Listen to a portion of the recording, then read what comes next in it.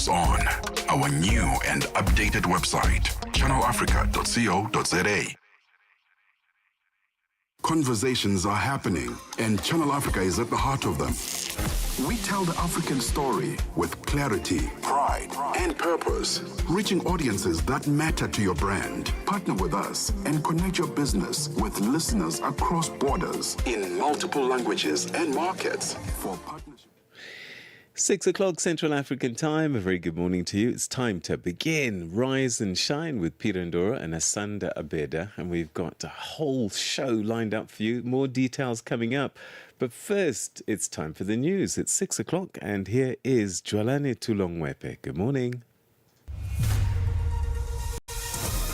SABC News. The African Perspective. Thank you, Peter. Good morning.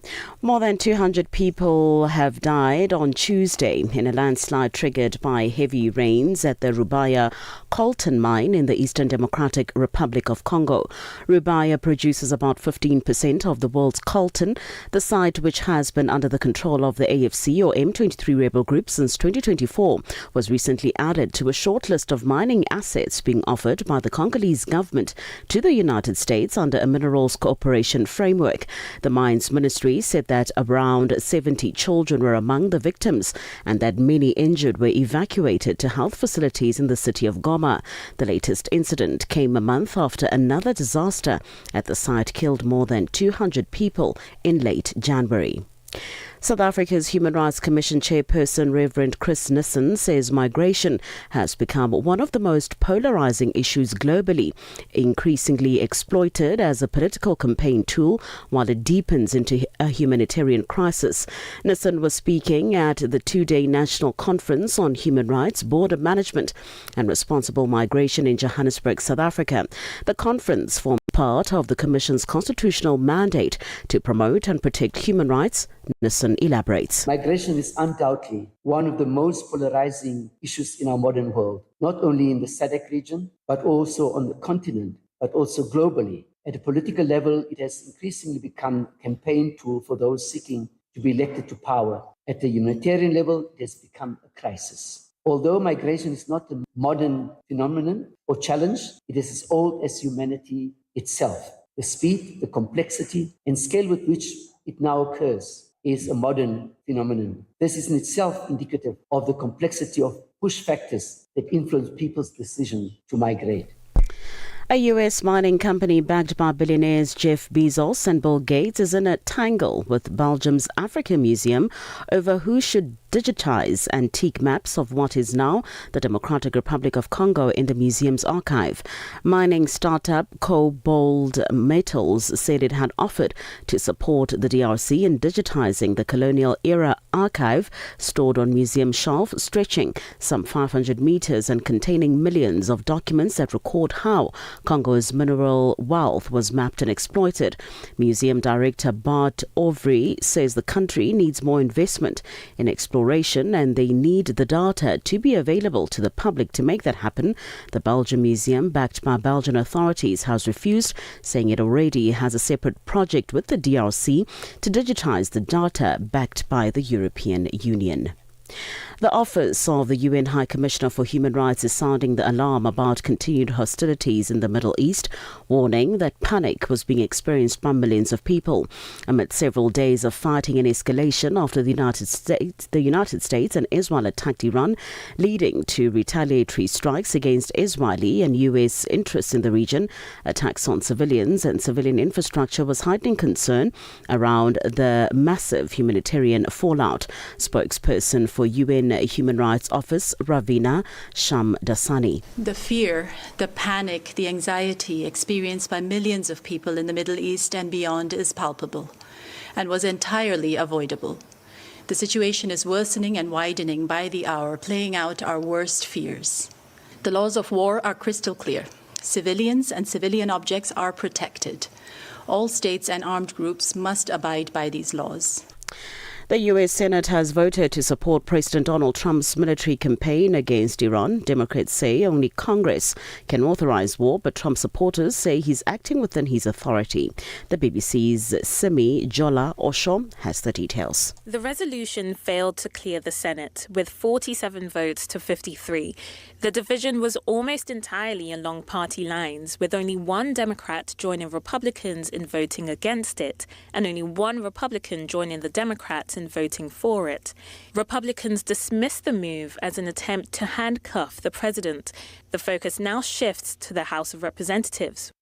For any news stories you would like to share with us, please do send an email to newsroom@channelafrica.co.za or call us on +27 11 714 4459. For Channel Africa News, I'm Jolani Tulo Wepe.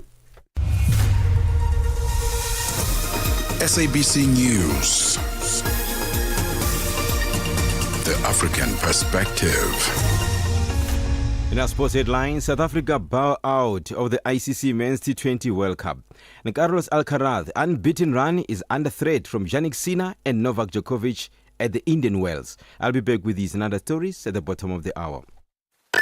Wake up, Africa. Peter Ndoro and Asanda Beda are here to help you rise and shine. Weekdays, 6 till 9 a.m. Central African Time. Only on Channel Africa.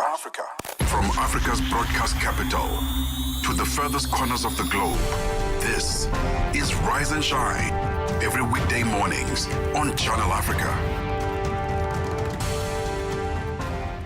Thank you for choosing us to wake up with Africa. Stay connected to Africa and the world with Channel Africa, the international voice of the South African Broadcasting Corporation.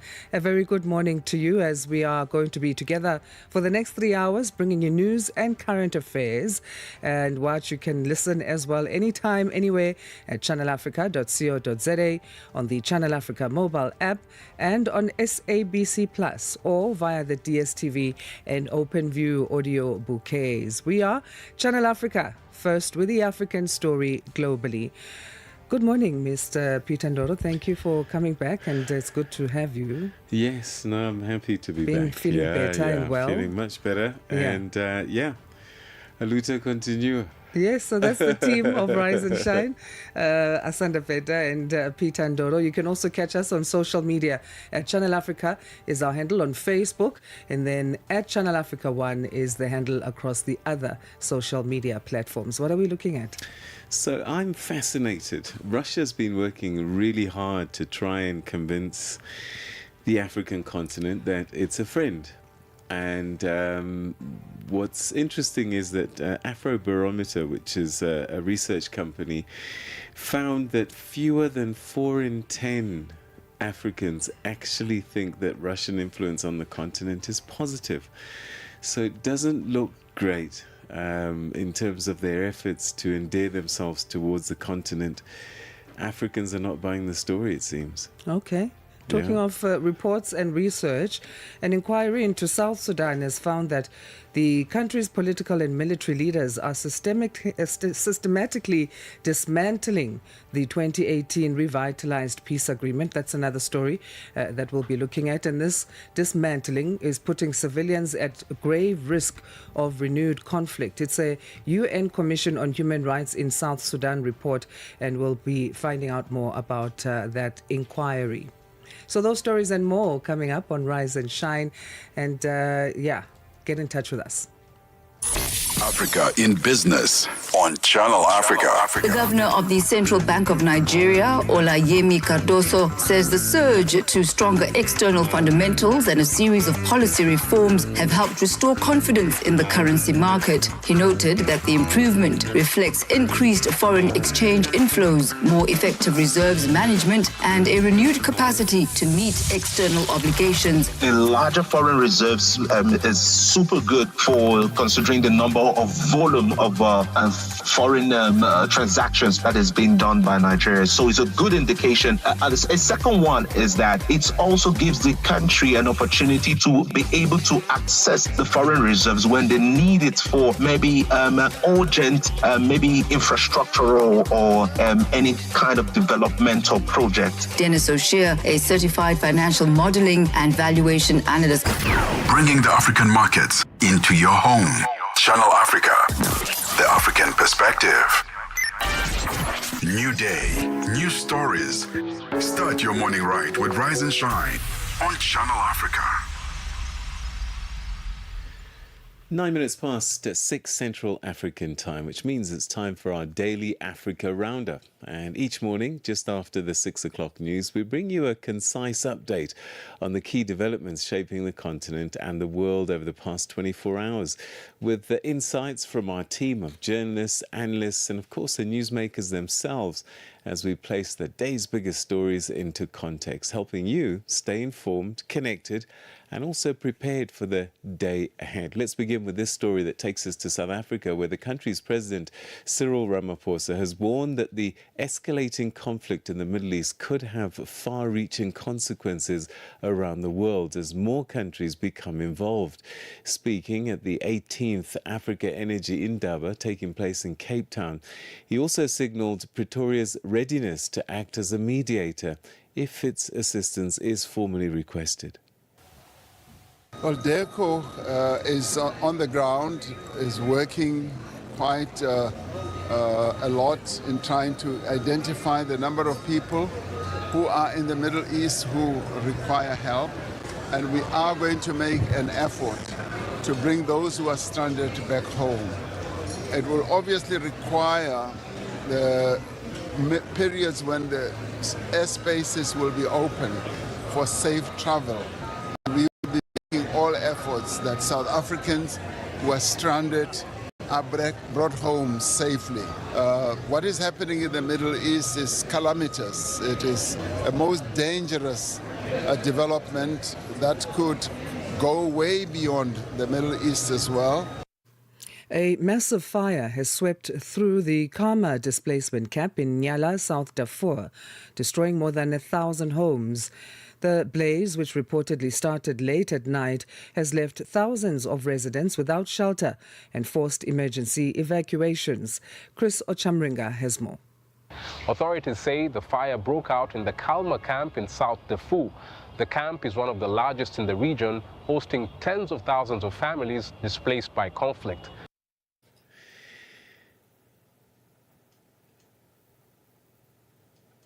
Right, we take a look at this final story now. In fact, let's take a look at this one. Challenges to construction development in Southern Africa were a focus at a knowledge-sharing event in Johannesburg, which was hosted by the International Labour Organization, the LIO, in partnership with the SADC Secretariat and other regional stakeholders. Now, this event is aimed to strengthen labour productivity across the region's construction centre. Nhlanhla Mahlangu has more. The region faces significant barriers ranging from financial constraints and regulatory hurdles to capacity limitations. Infrastructure development, essential for economic growth, is often delayed by a lack of bankable projects, with only a small fraction of regional projects being completed on schedule. Thandiwe Hlatshwayo from Eswatini says the country continues to tackle several challenges. Corruption. It's a big worm we have in Eswatini. Fragmentation of the legislative framework that regulates the construction sector. We have a construction sector, but the regulatory framework operates in silos. We need more coherence in that. Informal construction, which has got no regulation at all. Absence of construction regulations. They are currently being drafted, and at the moment we are operating in a vacuum due to the absence of construction regulations. So we end our Africa Roundup on this story now. South Africa's Sports Minister, Gayton McKenzie, has expressed concern over a lack of communication from the Royal Moroccan Football Federation about this month's Women's Africa Cup of Nations. He says South Africa is ready to step in and host the tournament if required. But Dr. Patrice Motsepe, they've been trying to embarrass him here as the head of CAF.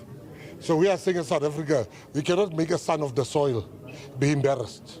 If you are not going to host the WAFCON, we are here, right here, to host the WAFCON. We will not sit idle, and we can see the embarrassment that's facing Dr. Patrice.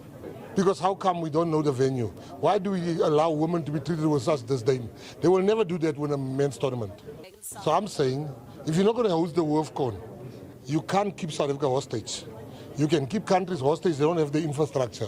We have better infrastructure than any country in Africa. So if you're not going to host it, don't worry.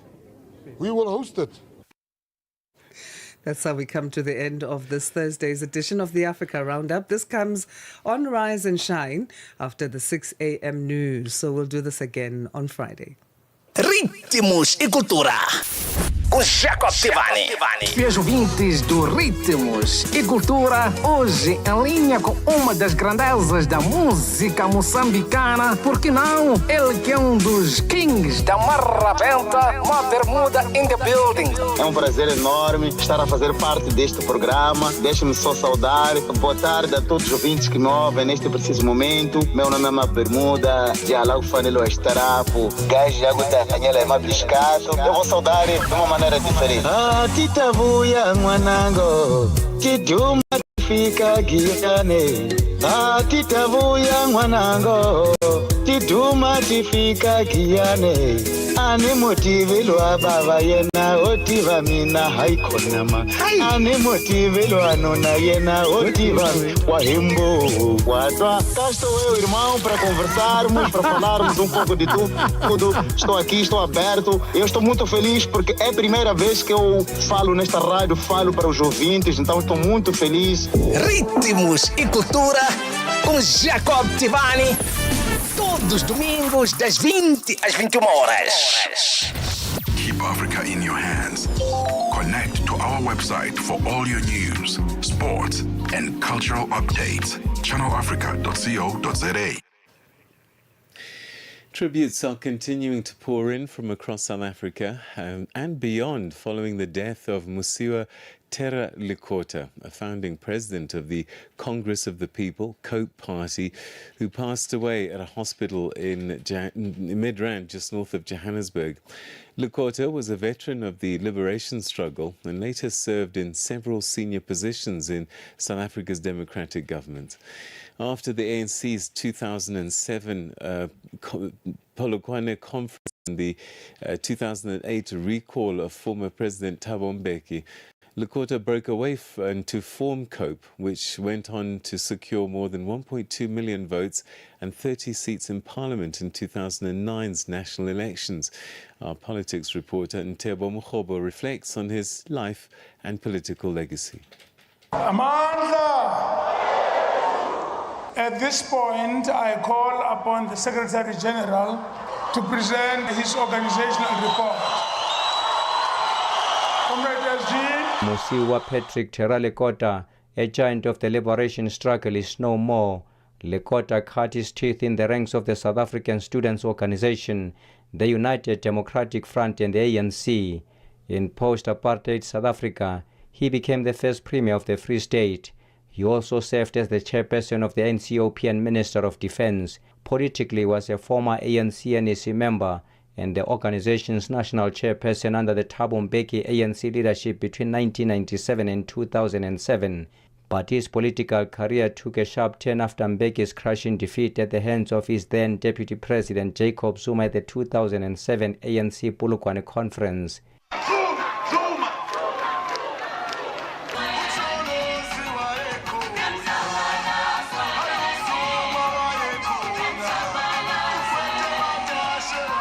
And after this conference and the subsequent recall of former President Mbeki, Likota, Mbazi Mashilowa, Willie Madisha and Mluleki George left the ANC to form the Congress of the People ahead of the 2009 general elections, where the party received 30 parliamentary seats.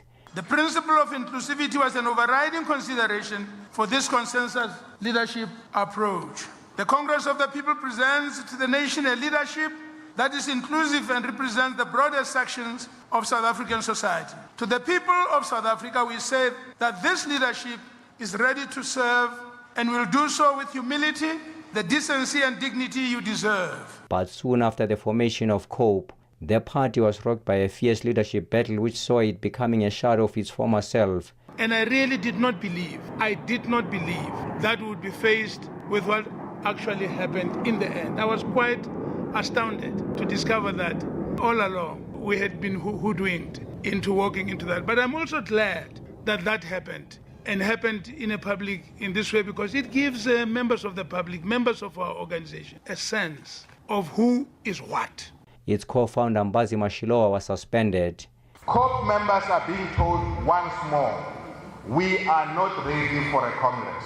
Maybe they are not ready for the Congress, but we are ready for the Congress. In any case, this is not a Congress of the leadership. It's a Congress of the members of the Congress of the people. And this marked the beginning of the end. From 30 parliamentary seats in the 2009 elections to 3 in the 2024 elections, and subsequently to being booted out of parliament completely in the 2024 polls. At some point, Lekota was forced to eat a humble pie when his party slowly but surely exited the country's political stage. To all the members of the Congress of the People, when I made this commitment to eat my head, it was out of faith and belief in the commitment of each and every member of the Congress of the People. I didn't lie, I meant it.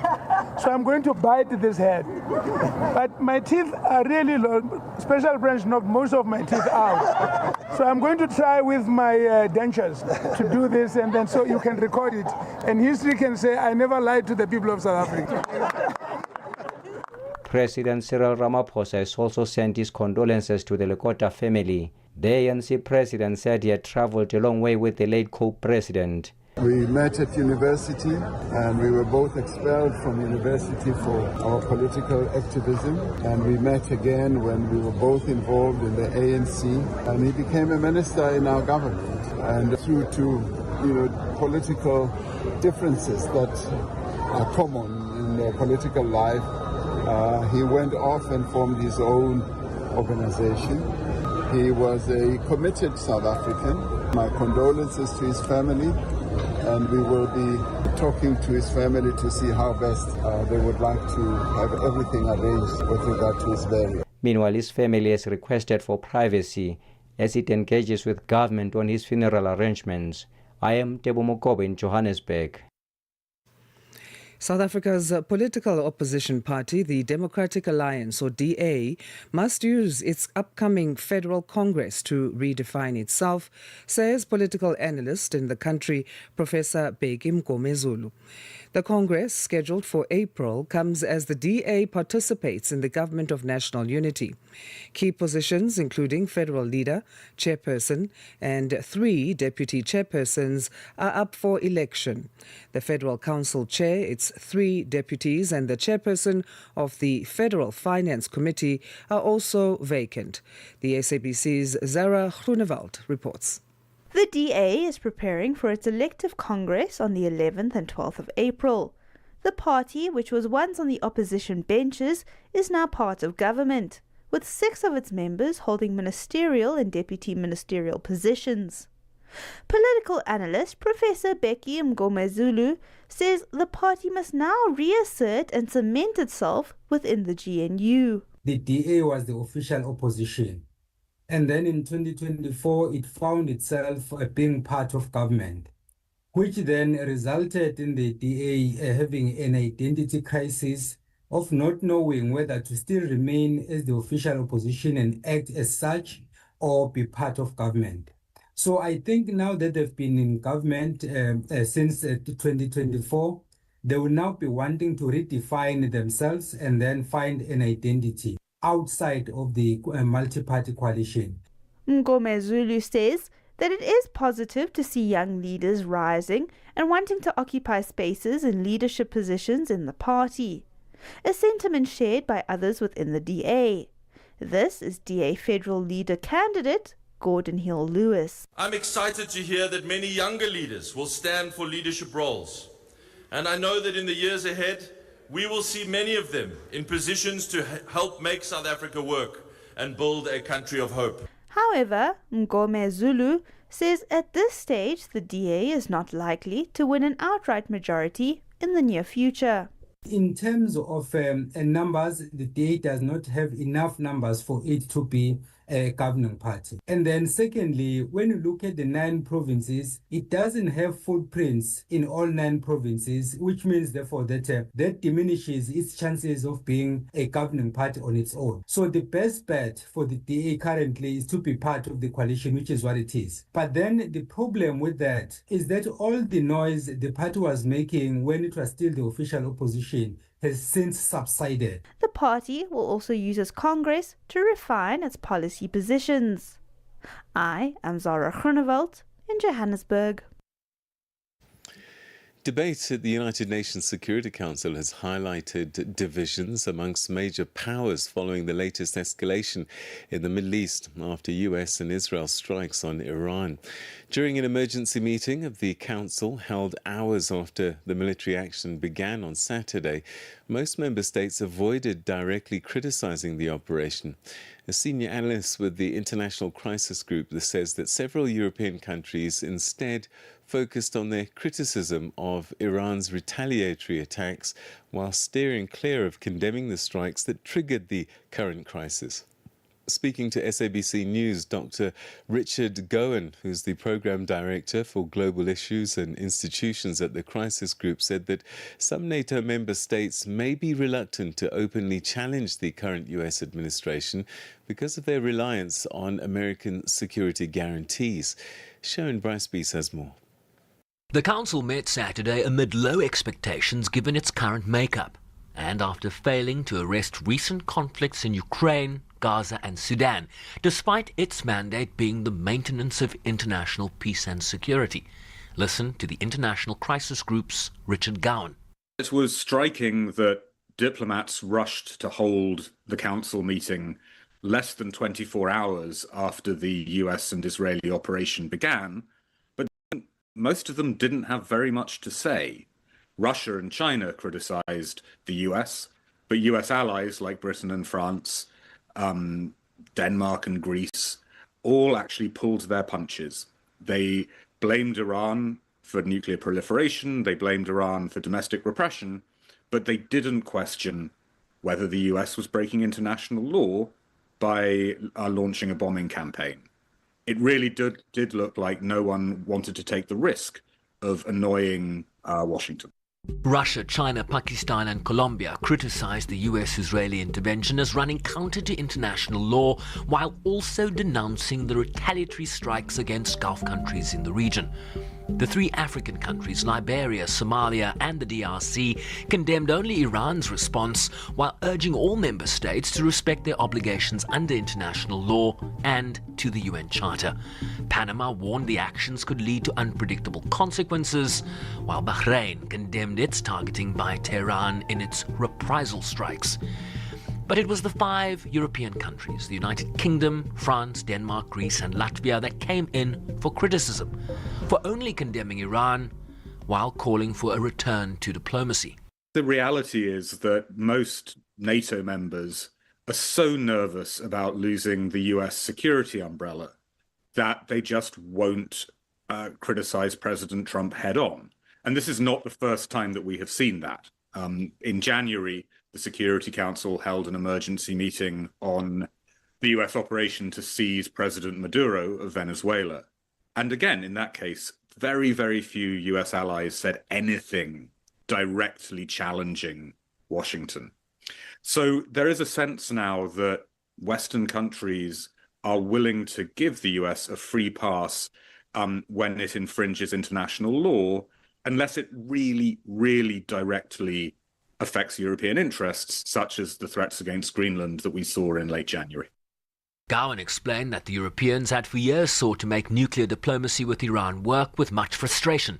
And even though they didn't necessarily want to see this military escalation, there was a sense in Europe, according to Gowan, that Iran had it coming. There is a problem. You know, if you only apply international law when it relates to nice, cuddly countries, then that sort of massively reduces the credibility of international law as a framework for diplomacy, as a framework for negotiations.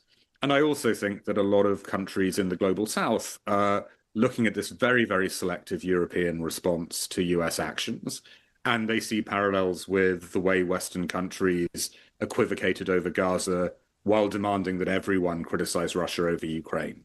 The double standards narrative, which has been out there, is just getting stronger and stronger. Asked what a diplomatic off-ramp in this conflict might look like given the neutered Security Council. What is striking is that Iran appears to have miscalculated. The countries that could have acted as mediators in this situation were precisely the Gulf countries, which have been trying to promote dialogue between the US and the Iranians for some time. And Oman in particular was really trying to find a diplomatic way to avoid war. But by striking those countries, Iran has actually driven them to a much harder line position where they are also supporting US and Israeli military actions. So it isn't very clear who can act as a mediator in this conflict. And as a result, an international rules-based system that often appears to function only in name and not in deed. I'm Sherwin Bryce-Pease in New York. And that takes us to 6:30 Central African time. Here are your news headlines with Jolani Tulo Nwebe. SABC News. Headlines. The African Perspective.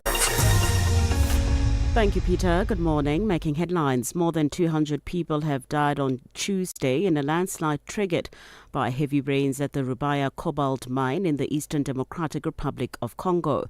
The former deputy leader of the Congress of the People Party in South Africa, Willie Madisha, has remembered the late Musiwa Lekota as a man who never compromised on what he believed in. Lekota, who is the former leader of COPE, died yesterday morning at a hospital in Midrand in Johannesburg at the age of 77. The Office of the UN High Commissioner for Human Rights is sounding the alarm about continued hostilities in the Middle East, warning that panic was being experienced by millions of people. I will have details on these and other stories at 7 o'clock. SABC News. Headlines. The African Perspective. Let's get a first full sports bulletin now, and we get that update from Fikile Lingwati. Good morning. Sports on Channel Africa. The African Perspective. Good morning, Asanda. We bet off with sad news. South Africa out of the ICC Men's T20 World Cup in India and Sri Lanka. After bossing the tournament, winning 7 out of 7, the Proteas froze when it mattered the most. New Zealand, soundly beaten by the South Africans in the group stage, beat the Proteas by 9 wickets in the first semi-final in Kolkata. Put into bet, the Proteas only managed 169 for 8 from their 20 overs, thanks largely to an unbeaten 55 by all-rounder Marco Jansen. The Black Caps then put the South African attack to the sword. Fane Allen smashed the fastest century in T20 World Cup history, reaching 3 figures of 33 balls. The Black Caps romped home with 43 balls to spare and are through to Sunday's final in Ahmedabad.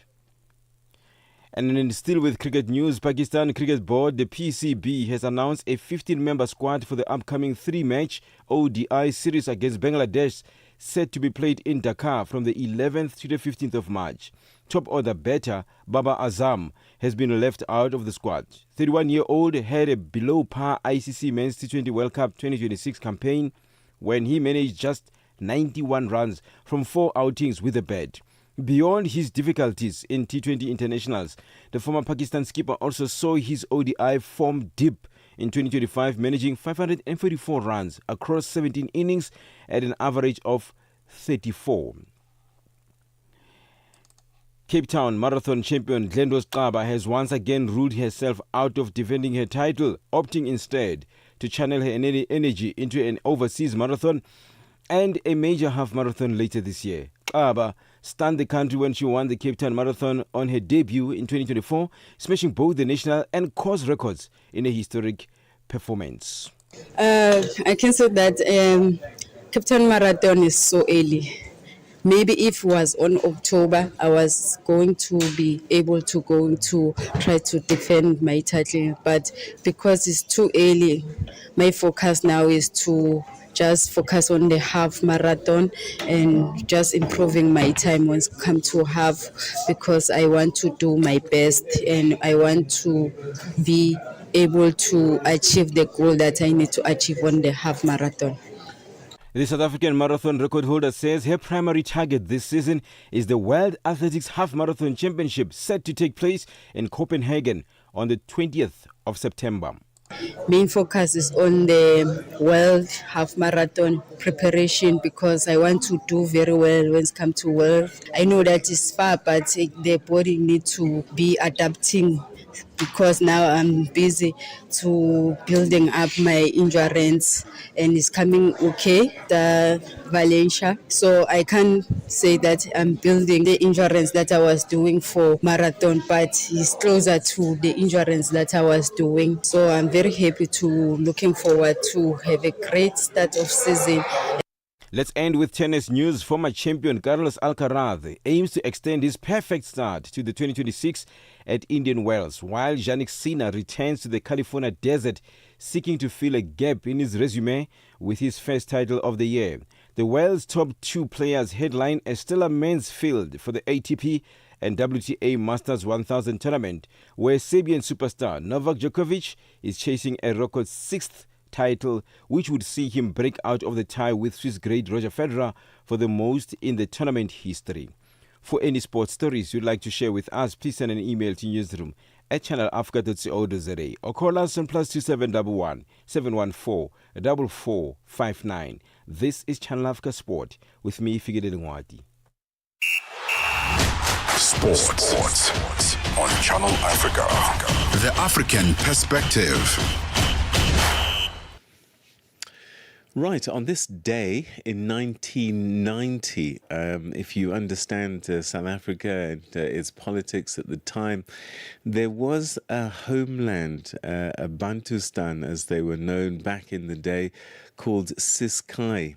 And on this day, Brigadier Oupa Qozo seized power in the Ciskei and which was created under the apartheid system. He overthrew the government of Lennox Sebe, whilst the latter was actually on a state visit to Hong Kong. And the coup reflected the growing instability within the homeland system as the broader struggle against apartheid intensified in South Africa. So on this day, 1990, March the 5th, Oupa Qozo took over the Ciskei. Coming up shortly, the business news. Stay with us. Channel Africa is evolving, and so are you. Stay connected wherever you are with our brand new website and mobile app. Stream your favorite shows, catch up on African news, culture, and conversations, all at your fingertips. Africa is just a tap away. Your world, your stories, now on the go. Stay connected wherever you are. Visit channelafrica.co.za or download the Channel Africa app today. Channel Africa, the African perspective. Conversations are happening, and Channel Africa is at the heart of them. We tell the African story with clarity, pride, and purpose, reaching audiences that matter to your brand. Partner with us and connect your business with listeners across borders in multiple languages and markets. For partnership opportunities, sponsorship, or sales, email us at partnership@channelafrica.co.za. Channel Africa, the African perspective. Time now to take a first look at what's been happening in the world of business and at the Business News Desk today. A very good morning to Tabiso Luhuko.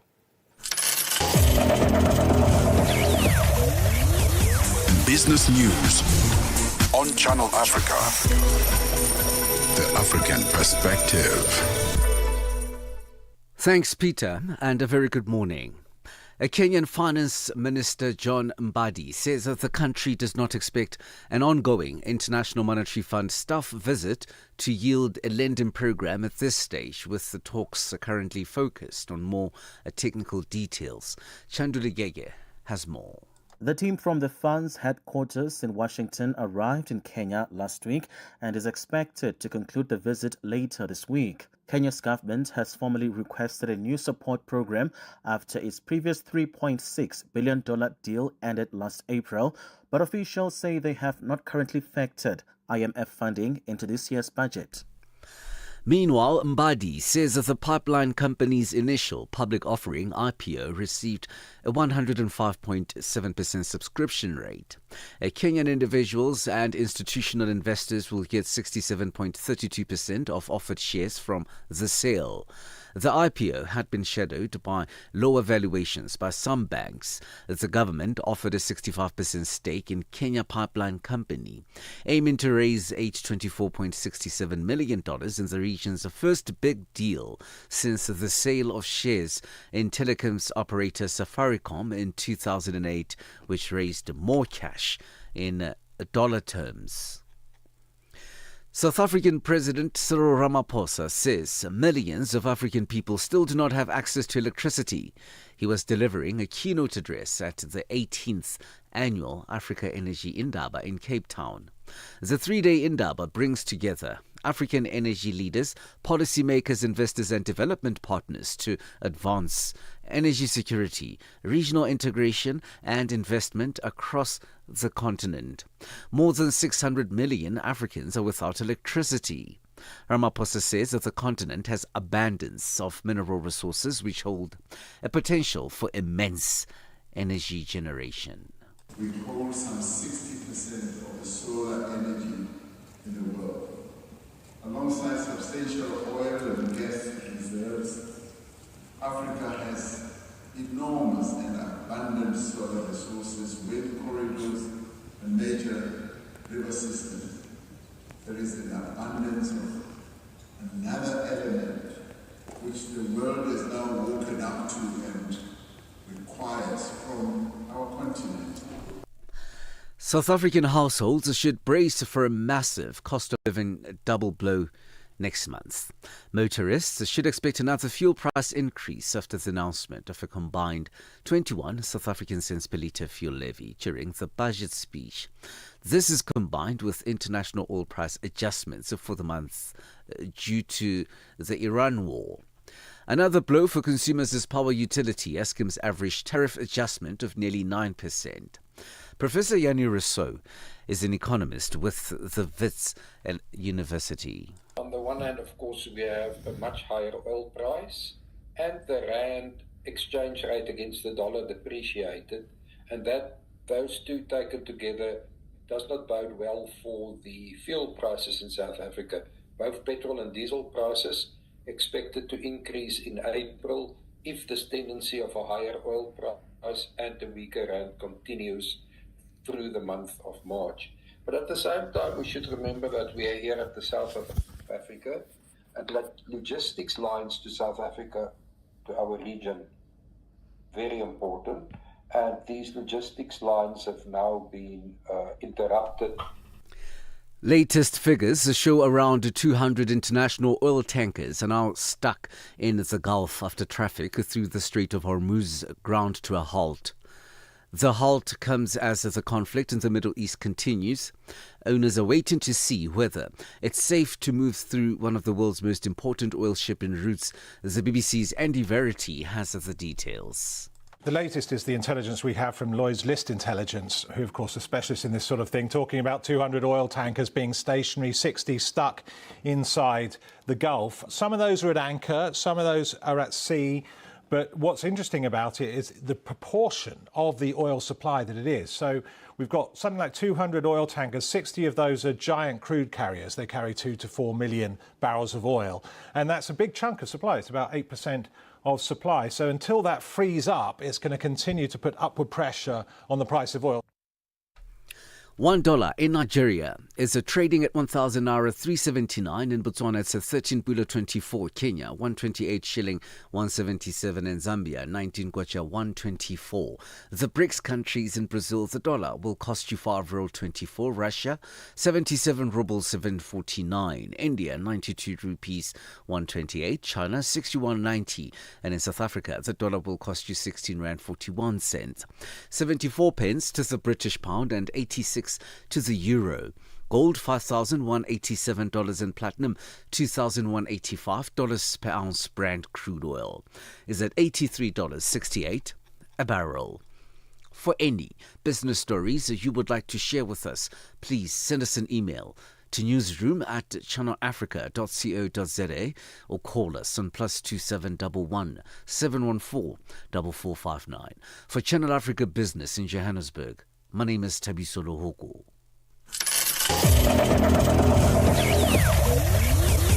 Business news on Channel Africa.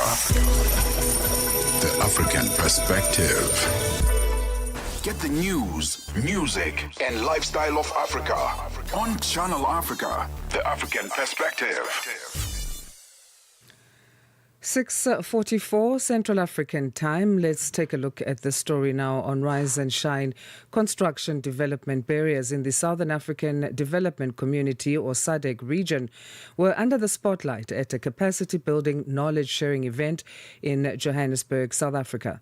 Hosted by the International Labour Organization, or ILO, in collaboration with the SADC Secretariat and other partners, the event sought to enhance labour productivity in the SADC, the construction sector. Tlantla Mahlangu attended the event and filed this report.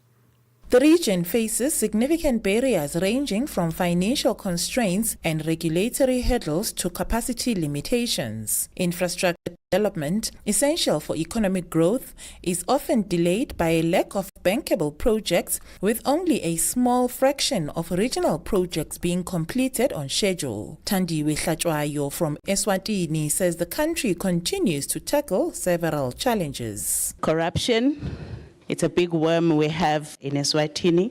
Fragmentation of the legislative framework that regulates the construction sector. We have a construction sector, but the regulatory framework operates in silos. We need more coherence in that. Informal construction, which has got no regulation at all. Absence of construction regulations. They are currently being drafted, and at the moment we are operating in a vacuum due to the absence of construction regulations. Representing the Trade Union Congress of Tanzania, TUCTA, Patanas Pancras Ruchungura, the General Secretary for Tanzania Mines NH and the Construction Workers Union, says they plan to take a few barriers forward. For Tanzania, the issues to be taken forward. The first one, encouraging social dialogue among the stakeholders or players to address issues pertaining to decent work in the construction industry. The second, formalizing the informal sector through registration and getting them to understand the importance of compliance to decent work agenda. The third, extending social protection in the construction industry. And for Tanzania, the barrier is the non-ratification of SADC protocol on labor and employment. The event saw the launch of the SADC Decent Work and Productivity Toolkit and a pledge signing call to decent work commitment in an effort to promote decent work and incentivize labor law compliance in priority economic sectors. Maxwell Barakonkwa, Senior Program Officer at the SADC Secretariat, says they'll continue to look at means or mechanisms by which they can facilitate the monitoring of the implementation of the toolkit. We take note that the toolkit as developed does not present onerous burdens on the member states because this will be integrated in the work that we are already doing, especially within the context of the decent work country programs. As SADC Secretariat, we welcome the call to action and we confirm our support that will take these products to the next meeting of the Joint Tripartite Technical Committee, which is the meeting of the experts who look deeper into the documents and propose suitable recommendations on the way forward for the ministers and social partners at their next meeting. SADC is a massive region covering 15 countries that are vastly different. The event heard that in order to achieve better infrastructure development within regions or along corridors, a more integrated approach as opposed to isolated projects is needed. ILO Director General Gilbert Hongbo says the event provided a platform for structured sharing of experiences, knowledge, good practice and lessons. We have taken note of the outcome statements and of course the pledge that we have all appended our signatures to. I think the next thing is around implementation. As I said, the project is what has got a start and end date. But the stories and the ideas that have been generated do not have an end date. So what we are closing today is an administrative side of the project, but the technical, the programming, that will still continue with us. The knowledge sharing event heard that infrastructure development is a major drive in Africa and as a means to unlock economic opportunities and achieve economic growth, it is crucial that barriers be addressed. Reporting for Channel Africa, I am Tlandla Mahlangu in Johannesburg. Now, just before the next story, I thought I'd share this with you because I always enjoy the idea that we are pioneers and have led the way in many areas. Now, Africa is a global leader in terms of mobile money. Services first pioneered in Kenya transformed how millions of people save, borrow, and send money, even in remote areas, without traditional banking infrastructure. Now, today's sub-Saharan Africa, get a load of this, sub-Saharan Africa accounts for the majority of the world's mobile money accounts, showing how the continent often leapfrogs older systems and builds its own digital pathways to financial inclusion. We certainly do lead the way in finding solutions for some of our pressing problems. Stay with us. More still to come. Madapiri pazochitika. Madapiri pazochitika.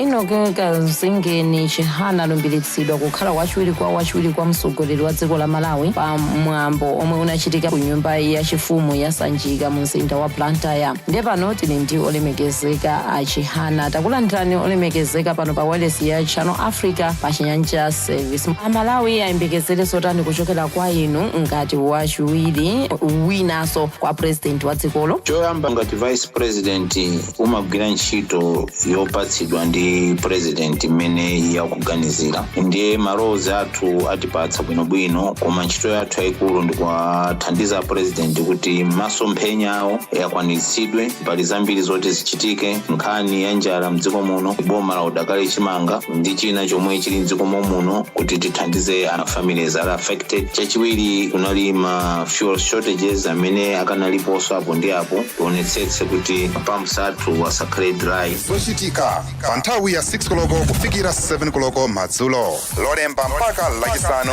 ndi Madapiri. Wake up to the essence of the continent. Rise and shine on Channel Africa. The Health Tax Alliance in South Africa held a one-day symposium whose aim was to unpack whether health taxes can be deliberately designed to and used to support integrated district-level primary healthcare in transitioning health systems. It's also examined the burden that's facing South Africa's health system and the economic case for prioritizing prevention and early management. Sisi Sekhalo attended the symposium and has more on the day. The discussions in the symposium also centered around why conditions like cancer should increasingly be treated as district-level priorities and how early investment shape long-term outcomes. The current health financing landscape, the fiscal space South Africa finds itself in, and perspectives on financing the district health response was also part of the deliberations. The convener of the Health Tax Alliance, the Rural Health Advocacy Project, explains why they convened the event. The executive director of the organization, Russell Ransbeck, explains further. In this regard, we thought that health taxes or taxes on harmful products like tobacco, alcohol, and sugar-sweetened beverages presents an immediate opportunity to raise additional revenue, while at the same time contributing to reshaping how we deliver services. Right? So the goal of the seminar today was less about health taxes, but more to focus on some of the challenges that we're facing in the system and how we work together to redefining the system to respond to the needs that people experience every day. Be that access to improved reproductive health services, be that starting to channel against non-communicable diseases, and also to deal with issues like trauma and violence. So the presentations were all geared around that to give us a sense of what is the need, right? And the need is immense, and especially in the current environment where our national public system is being severely constrained by funding, management, and a big push on inefficiencies, right? But now our job is to really get to a point of addressing the efficiencies. We have to think about how we deliver services. The Networking HIV and AIDS Community of Southern Africa's presentation was based on investing in community health systems. They say the work done by communities and civil society organizations is important in spreading the word on promoting good health and also on the promotion of communicable diseases and early detection of diseases like TB. The executive director of the organization, Mohamed Mutala, had this to say on the discussion around health taxes. In our country, we have a thing called the sin tax. Actually, it's a health tax. This is a tax on alcohol, on cigarettes, and on sugary sweet beverages. These things cause disease. So we tax that. And the reason we tax that is we think that if you made them more expensive, people will consume less of them. So that's one part of the story. The other part is where do we use that money? And the link between taxing the dangerous things and using that money in the health system is not yet clear in the way in which financing is organized at the moment. Rashad Amra from the Public Economy Project, Southern Center for Inequality Studies at Wits University, focused on understanding the fiscal space that South Africa finds itself in. He elaborates on his topic. Country confronted by many health challenges. Historically, HIV was our biggest issue. It still is a big concern for us right now. But we also have issues concerning diabetes, other comorbidities, cancer. South Africa has been responding to the stop order issued last year by the US president, where America stopped funding South Africa's HIV provision through USAID and the PEPFAR program. So they're having many challenges confronting the health sector in South Africa.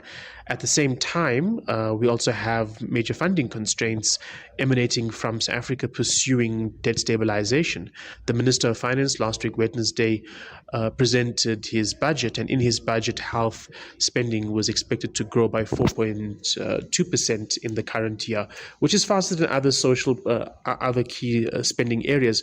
However, the demands on the health system continue. We still have major shortages in terms of employment of key health cadres, and the price of pharmaceuticals and other drugs continues to increase. The Rural Health Advocacy Project mentioned that the discussion did not end on Wednesday, but the work will continue, that they will be commissioning a series of studies that build on the work that was delivered in the symposium. For Channel Africa, I'm Sisi Sekhalo in Johannesburg, South Africa.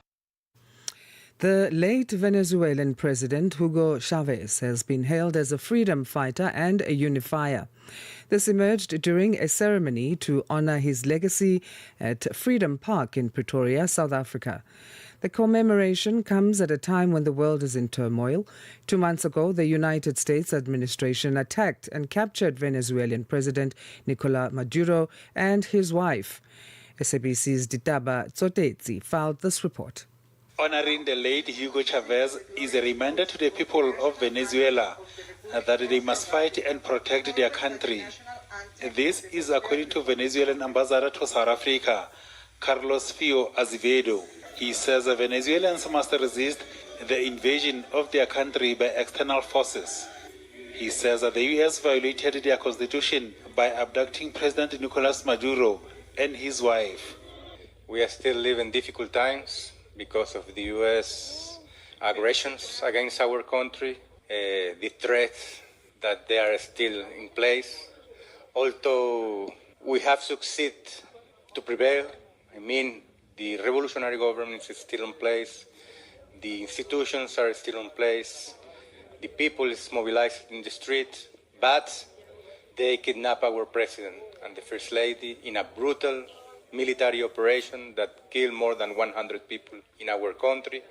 Speaking during the Chavez commemoration, ANC First Deputy Secretary General Nomvula Mokonyane has called on BRICS member countries to stand against U.S. aggression.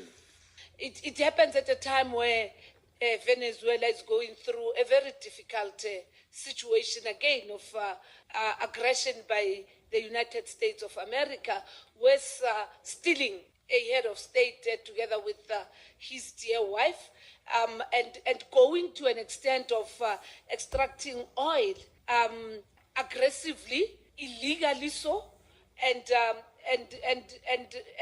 and also seeing a member of the United Nations. And that's what the world has forgotten. America is a member of the United Nations. Mokonyane also condemned the killing of school children in Iran during the joint attacks by the US and Israel. She added that the United Nations is weak and must be transformed to have a meaningful existence. There's no justification whatsoever of going for girls in a boarding school, bombing institutions that promote,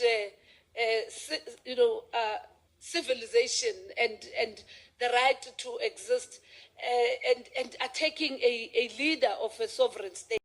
It's an act of terror. It's a violation of the worst convention, the Geneva Convention. The worst situation is the violation of the Geneva Convention. General Secretary of the South African Communist Party, Solima Paila, says America thrives in violence. Last year, as we know, they attacked Iran. On Saturday, they assassinated the supreme leader of Iran, Ayatollah Khamenei. This is completely unacceptable.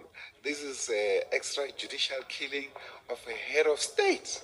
It's never done. But the U.S. has crossed the red lines in terms of international law. They disrespect international law. They thrive in international disorder and subjugation of other countries. The situation remains on the edge in the Middle East with constant airstrikes, rendering the region volatile. Ditabotsotezi, SABC News. We enter now the second hour of Rise and Shine. A very good morning to you. The team of Asanda, Beda and Peter Ndoro say good morning. We start with our news, main news bulletin. Here's Dwelani Tulongwepe with those details.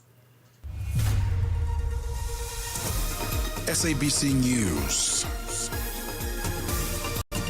The African Perspective. Thank you, Asanda. Good morning.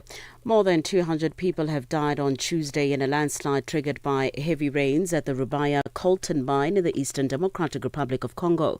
Rubaya produces about 15% of the world's coltan. The site, which has been under the control of the AFC or M23 rebel group since 2024, was recently added to a short list of mining assets being offered by the Congolese government to the United States under a Minerals Corporation framework. The mines ministry said that around 70 children were among the victims, that many injured were evacuated to health facilities in the city of Goma. The latest incident came a month after another disaster at the site killed more than 200 people in late January. South Africa's Human Rights Commission chairperson Reverend Chris Nissen says migration has become one of the most polarizing issues globally, increasingly exploited as a political campaign tool while it deepens into a humanitarian crisis. Nissen was speaking at the two-day National Conference on Human Rights, Border Management and Responsible Migration in Johannesburg, South Africa. The conference forms part of the Commission's constitutional mandate to promote and protect human rights. Nissen elaborates. Migration is undoubtedly one of the most polarizing issues in our modern world, not only in the SADC region, but also on the continent, but also globally. At a political level, it has increasingly become a campaign tool for those seeking to be elected to power. At the humanitarian level, it has become a crisis. Although migration is not a modern phenomenon or challenge, it is as old as humanity itself. The speed, the complexity, and scale with which it now occurs is a modern phenomenon. This is in itself indicative of the complexity of push factors that influence people's decision to migrate. The former deputy leader of the Congress of the People Party, or COPE, in South Africa, Willie Madisha, has remembered the late Musiwa Legoda as a man who never compromised on what he believed in. Legoda, who is the former leader of COPE, died yesterday morning at a hospital in Midrand in Johannesburg at the age of 77. He also served as the national chairperson of the African National Congress Party. Madisha says Legoda sacrificed a great deal for the liberation of black people. He would not compromise at all. For as long as that which he believed was correct, he would not compromise. He would debate and make sure that he gets what he believed was correct. If one were to give you an example, when we went to the Congress of the ANC after the unbanning of the organization, he is one man who stood up and said to Nelson Mandela, yeah, you are wrong. And you obviously will remember that everyone, when they saw Nelson Mandela, they said, no, we cannot say, yeah, you are wrong. But he is the man that stood up. That's terror. A U.S. mining company backed by billionaires Jeff Bezos and Bill Gates is in a tangle with Belgium's Africa Museum over who should digitize antique maps of what is now the Democratic Republic of Congo in the museum's archive.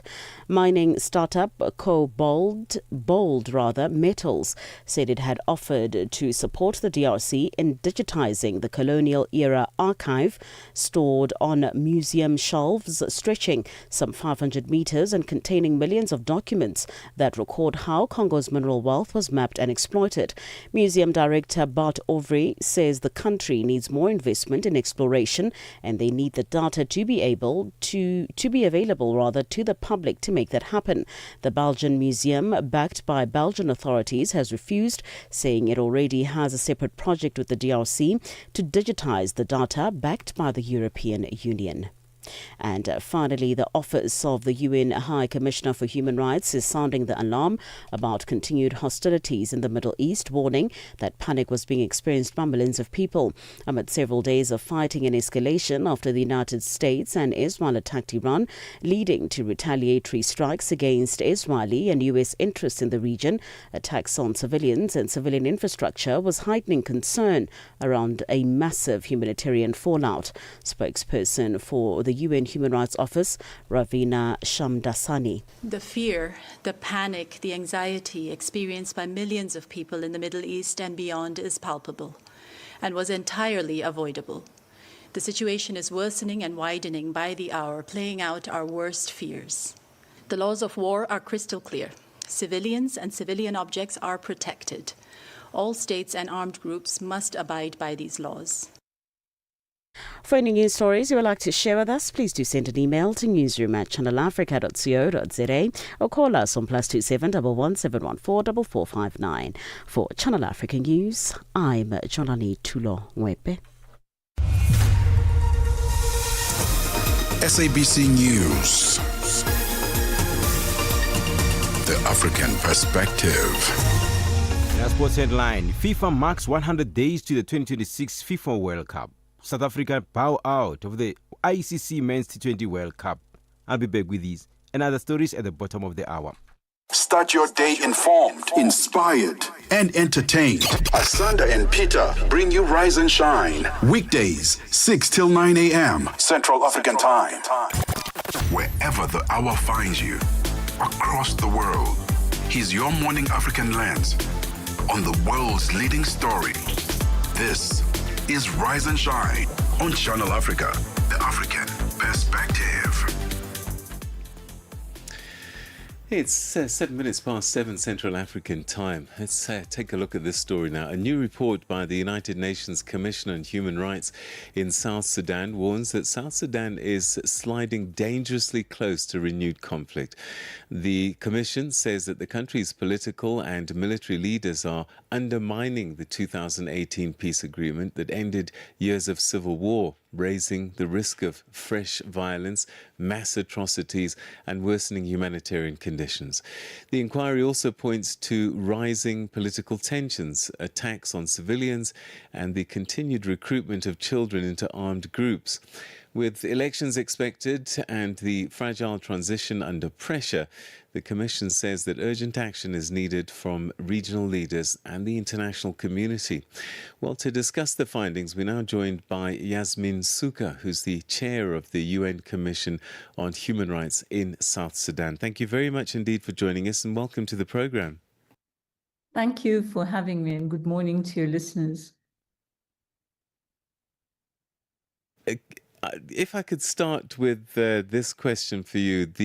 Your commission warns that South Sudan's leaders are effectively dismantling the 2018 peace agreement that ended the civil war. What evidence did you find that reached this conclusion? Well, you know, the commission, the revitalized peace agreement makes arrangements for a new constitution and electoral reform, as well as the unification of the armed forces. And all of this was supposed to happen before any elections take place in South Sudan. In December, of course, the president unilaterally amended the agreement, indicating that there would be no new constitution and that, in fact, the country would go to elections in December this year. What he also did was, of course, place his first vice president under house arrest. And in fact, he's now being tried for high treason, charges which carry the death penalty.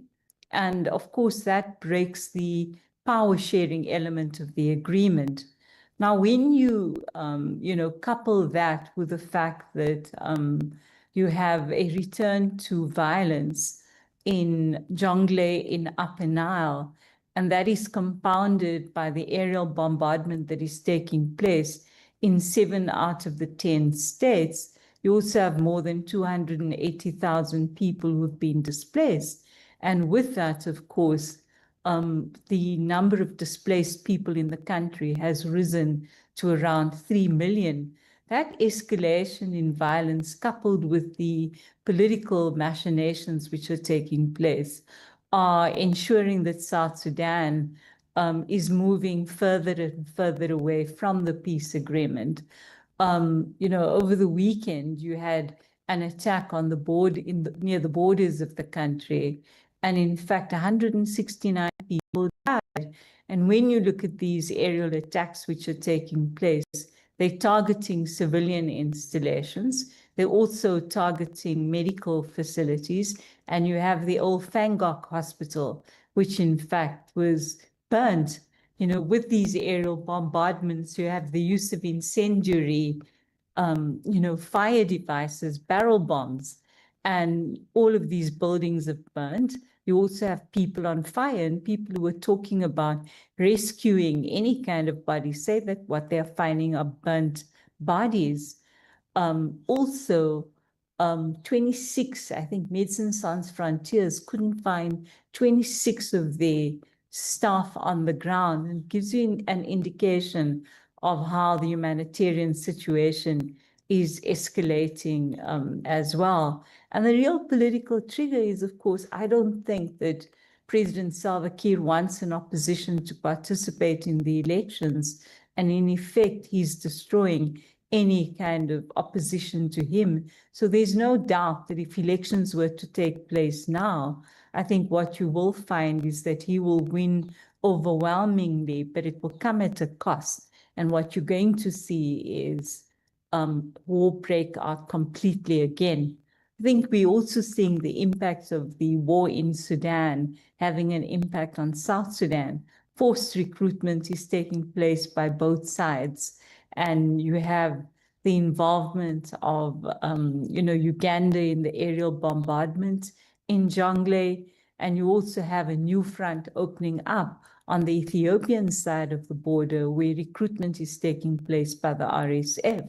And so I think what we're going to see is a regional conflict emerging in the Horn of Africa this time around. I think you've answered much of the question I'm going to ask you now, but maybe just to ask you anyway, the impact on the ground for civilians. What are they facing as a result of this political breakdown? A complete humanitarian devastating situation, actually. South Sudan is a country, I think, of around 10 million people, but more than 3 million are internally displaced, and another 3 million are sitting as refugees in other parts of the country. And where those of them are internally displaced, of course, women and children bear the brunt of the conflict disproportionately. We also have documented, young men being rounded up. They're collected in Juba, and in fact, they are given uniforms, no training, and they're taken off to fight on the front lines. And many parents, in fact, documented, have come to us asking, how can we find their children for them, because they've not heard from them at all. And there's real concerns that, of course, in that kind of conflict, young people will die. The women, of course, the usual thing which kind of goes with displacement is the fact that they forage for food. In that context, conflict-related sexual violence escalates. And in fact, given the food insecurity, all of those are creating additional problems. You also have, of course, corruption, which is fueling this conflict. I mean, the fight, I think, is not just about fight for power, but it's also about control of the oil resources of the country. Recently, of course, in the Jonglei area, they found new oil reserves and new gas reserves. And of course, much of the fighting is about who is going to be able to run those particular areas. And in that, of course, you have the role being played by new kids on the block. You have the role of the UAE, which is guaranteeing loans which are unsecured except by the payment of oil, not just for now, but in the future. And that's mortgaging South Sudan's assets effectively. And then when you look at the role being played by a company like Crawford, which has secured the license on e-commerce across many government departments, including taxes, and more recently in terms of the licensing for the airport taxes as well. I mean, there has been no fuel at the airports in South Sudan because companies are just refusing to pay this third party because the money is not going into South Sudan's coffers. It's actually being diverted into private hands. And these are people linked very closely to the president's family. So you have the economic crisis and corruption. You have the fighting that is taking place. And with all of that, of course, prices are shooting sky high, and people tell you they can't even afford to buy the most basic necessities, which allow them to actually be able to live comfortably. And so all of that, I think, is moving South Sudan into a very, very dangerous place at this point. Yasmin, this region, Sudan, South Sudan, there's always been very strong currents of tribal and ethnic tensions. Is this what's fueling the conflict and the political tensions in South Sudan?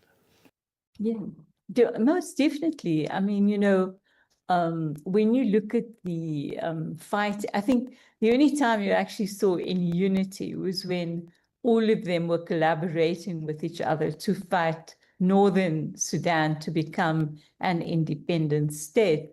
But the moment that separation happened, you then had the two major ethnic groups fighting each other. And in fact, the compulsion was to bring both of them to the peace table in 2015, 2016, and finally in 2018, the revitalized peace agreement. And these involve, of course, the two main ethnic groups, the Nuers under Riek Machar, and of course, the Dinkas under President Salva Kiir. But you also have a whole range of other players who have been left out of the peace agreement. And so in 2024, you had the government of Kenya embark on what they call the Tumeni Initiative. And that was to bring in all of what one would call the outliers, mainly also involving groups like NAS, who come from the Equatorias region. And I think that's also been a big problem in South Sudan, that in fact the Equatorias, which were once regarded as the breadbasket of South Sudan, they were effectively left out of the peace agreement. The Tumeni process also collapsed.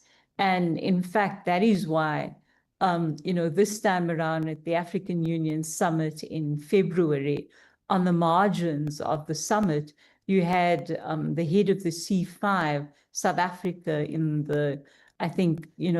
President Cyril Ramaphosa. He initiated another process of dialogue, which I think has led to an agreement that the parties need to come to Pretoria, that Riek Machar needs to be released so that he can participate in the dialogue, and that the only agreement that matters to South Sudan, the most material one, is the revitalized peace agreement, and that it's imperative to get the parties back to the agreement, implementing the provisions. Now, of course, I think even though President Salva Kiir agreed to that, you can see that he is really balking at having to release Riek Machar. But without that, I think you're going to see South Sudan really burn this time, like we saw in 2013 and 2015.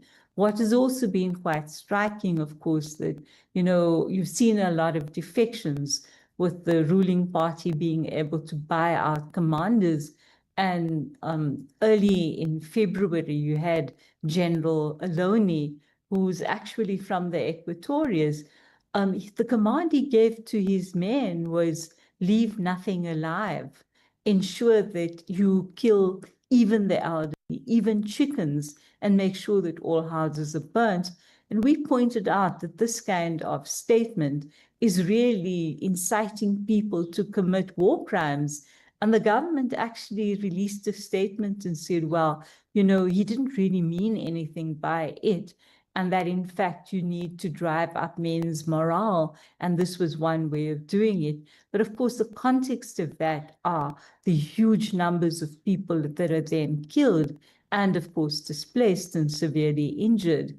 And I think that what you're seeing is the rules of war have no application in this kind of conflict at all. We've pointed out, of course, that there's the area of command responsibility, and states, in fact, neighboring states, as well as the international community, need to make sure that they enforce sanctions on those who actually flout those rules, because those have been hard won after time. And in fact, the principles of distinction and proportionality and precaution certainly need to be observed.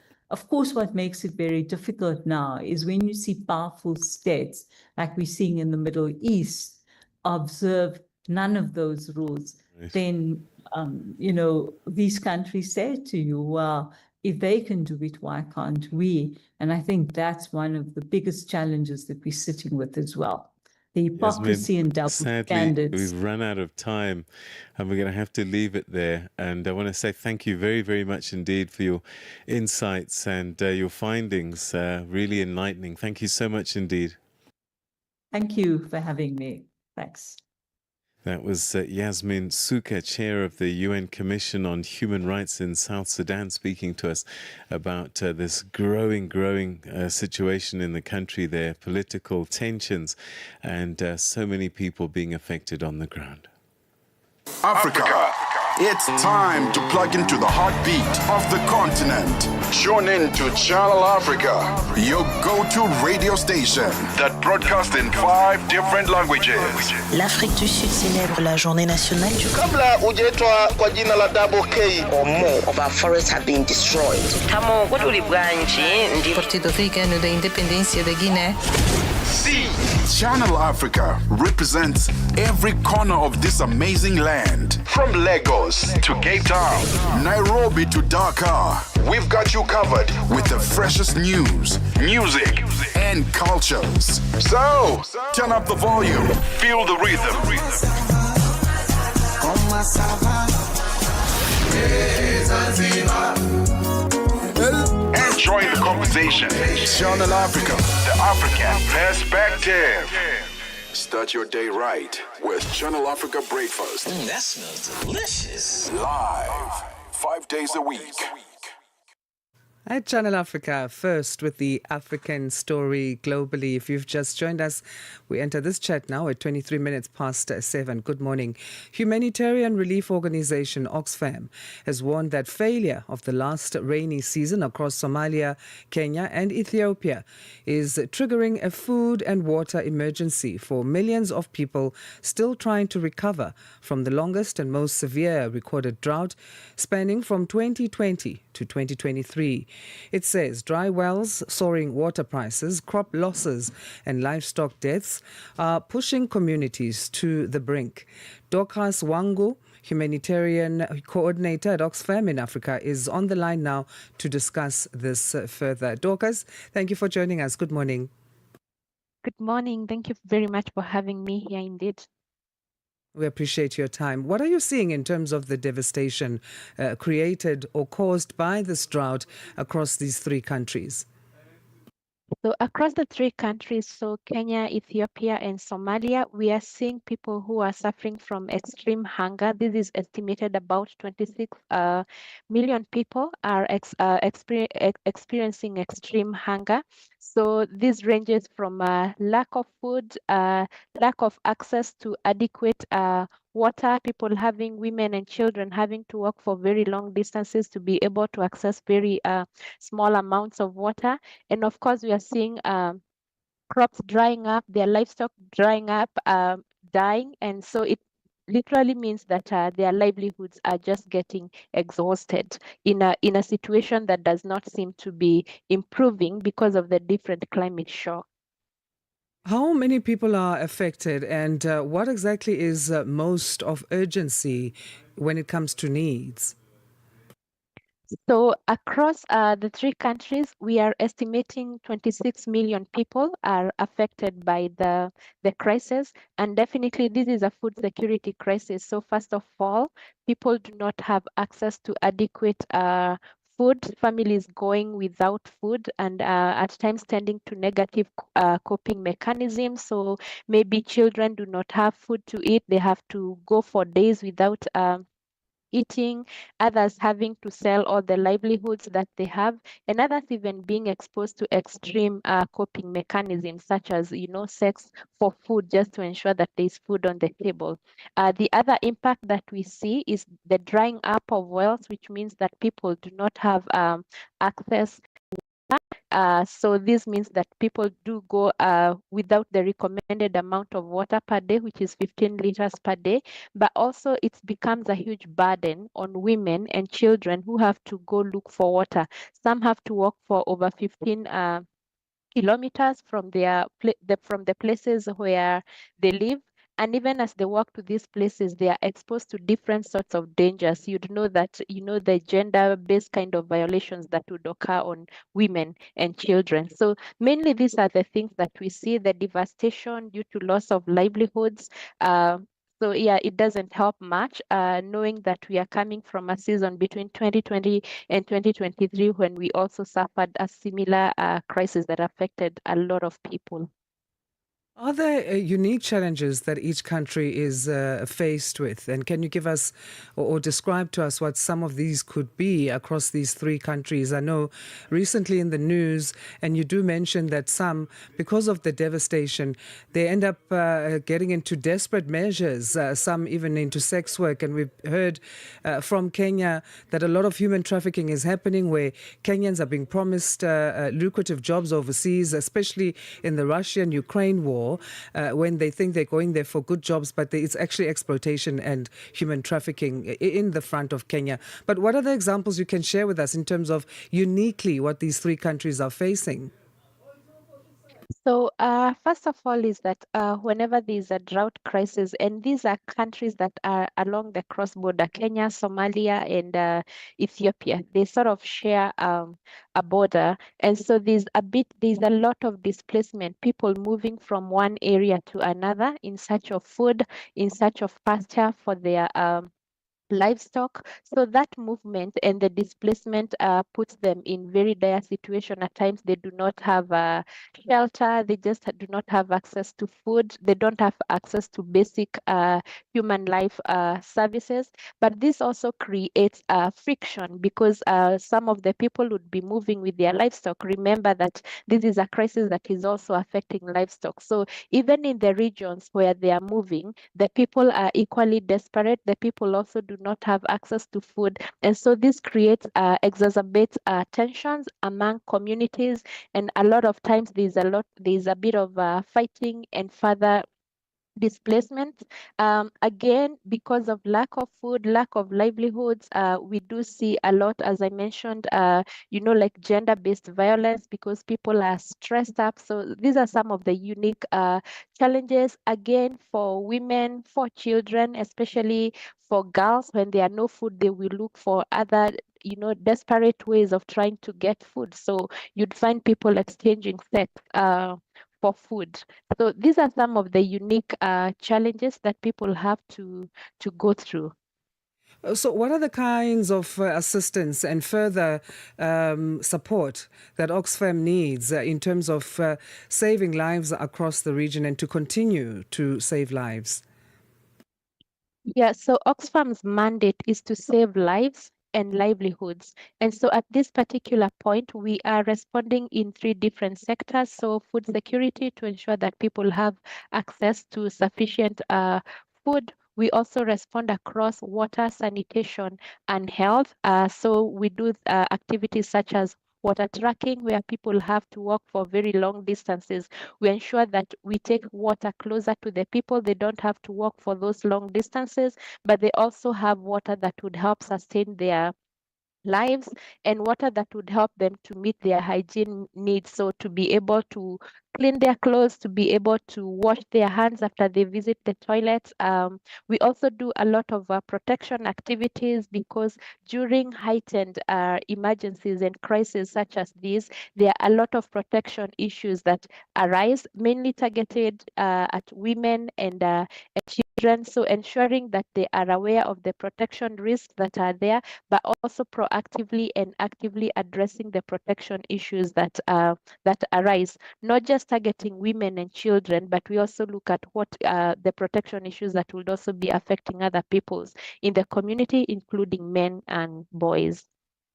Dorcas, let's leave it there for now. And thank you so much for this update. It paints a clear picture that we need to keep reminding of ourselves of so that the assistance that's required comes forward. And we thank you for the work you do at Oxfam.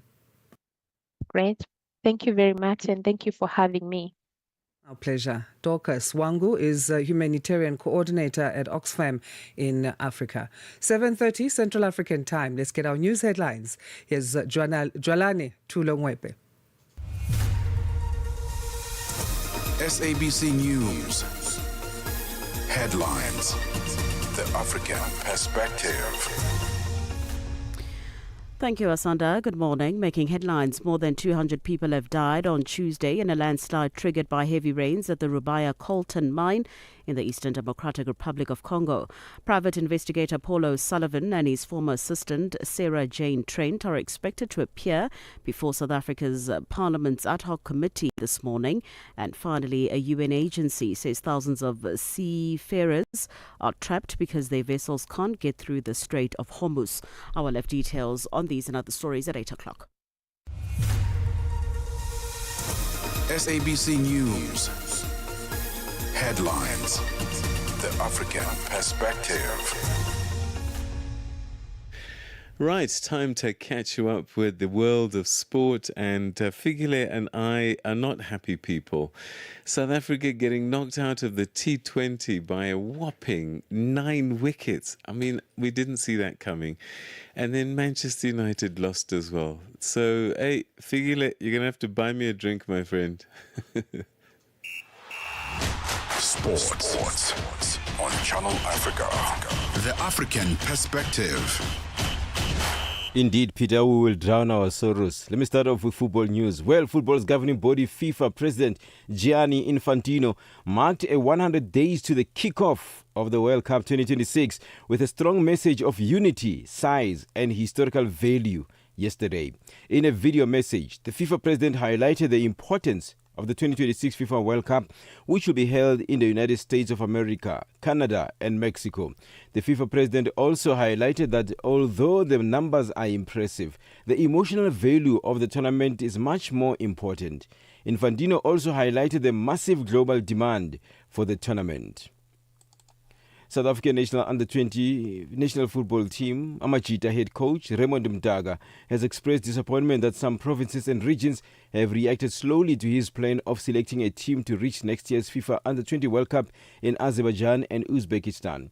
A few weeks ago, Mdaga and South African Football Association Technical Department released a circular asking regions and provinces to prepare for the scouting process to start selecting and monitoring for the new Amajita team. Speaking during their monitoring session at the Gauteng Development League's Top 8 tournament finals this past weekend, Mdaga says things could have been better. The circulars to all the provinces somewhere around end of November last year to say we would request them just to go around their LFAs, their regions, and when they do the provincial, we'll go down with the technical team to go and be able to check so that we are able to cover the whole country. Much as it's not simple, because if we go according to standard, the levels, you'll always go to DG, to DDC, you'll always go to the PSL, and so something that we're not looking into, we want to look into everybody.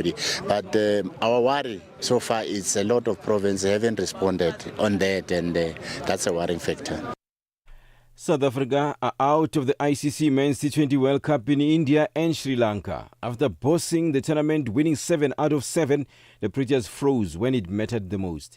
New Zealand, soundly beaten by the South Africans in the group stage, beat the Proteas by 9 wickets in the first semi-final in Kolkata. Put into bed, the Proteas only managed 169 for 8 from the 20 overs, thanks largely to an unbeaten 55 by all-rounder Marco Jansen.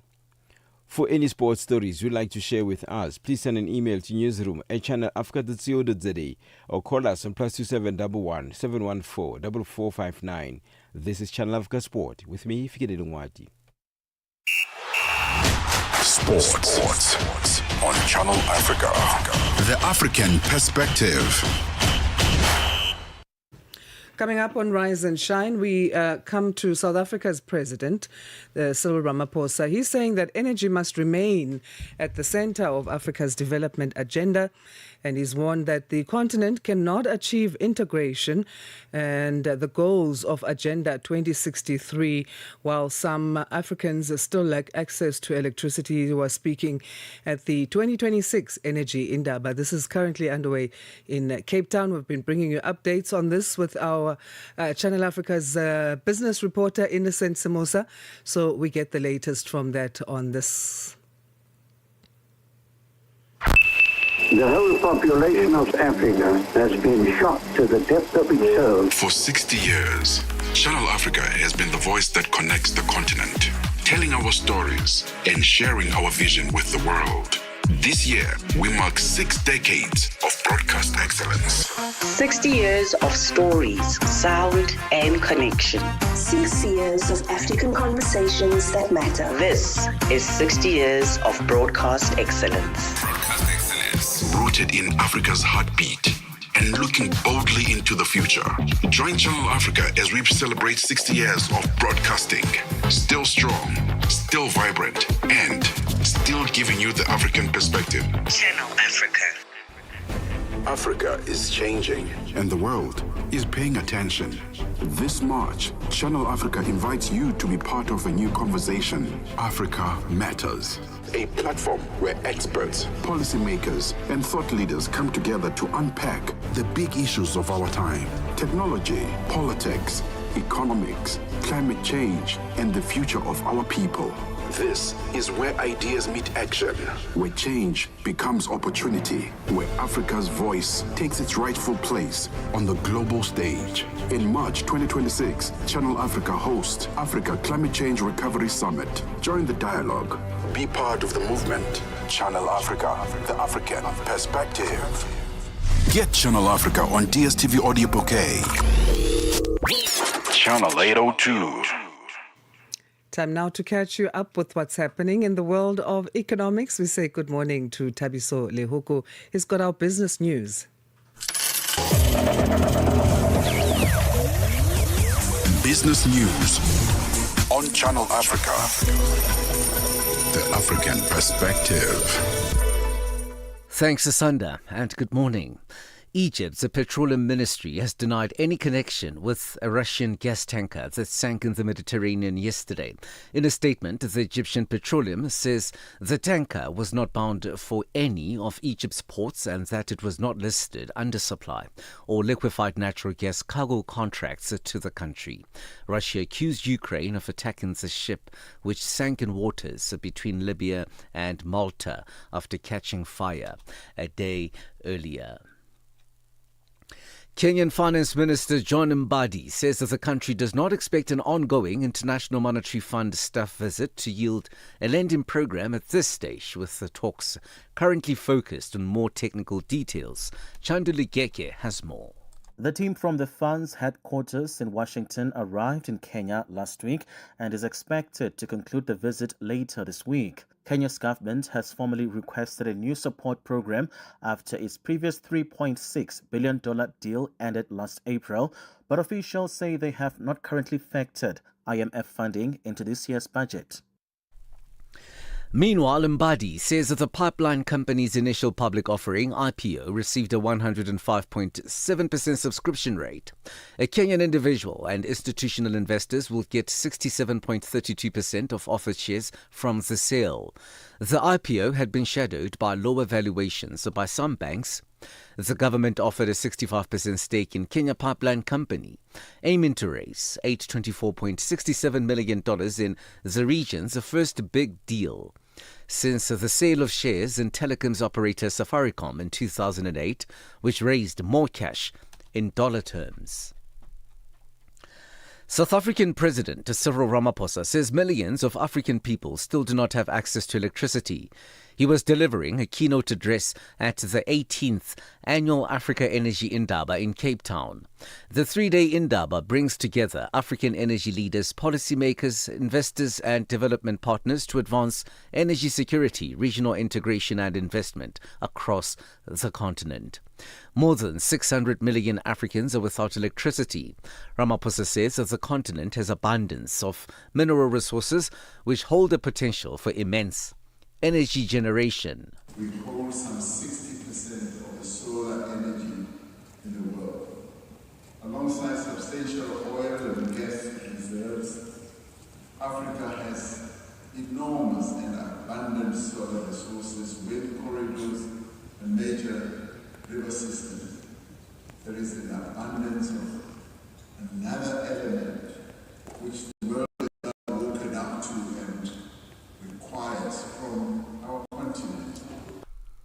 The dollar has halted its blistering rally, providing some reprieve to the battered euro as investors clung onto fragile assumptions that the war in the Middle East might not last as long as initially expected.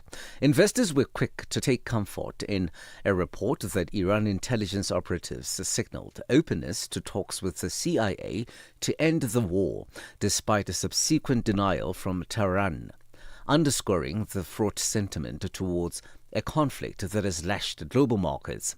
Traders also latched onto hopes for a resumption of oil shipments through the Strait of Hormuz, after insurance broker Marsh said it met with U.S. officials to explore restoring maritime trade. $1 in Nigeria is trading at 1,000 naira 379, Botswana 13 pula 24, Kenya 128 shilling 177, and Zambia 19 kwacha 124. The BRICS countries in Brazil, the dollar 5 roll 24, Russia 77 rubles 749, India 92 rupees 128, China 6 yuan 90, and in South Africa the dollar will cost you 16 rand 41 cents. 74 pence to the British pound and 86 to the euro. Looking at commodities, gold is trading at $5,187, while platinum is at $2,185 per ounce. Brent crude oil is at $83.68 a barrel. For any business stories you would like to share with us, please send us an email to newsroom@channelafrica.co.za or call us on +27 11 714 4459. For Channel Africa Business in Johannesburg, I'm Tabiso Lohoko.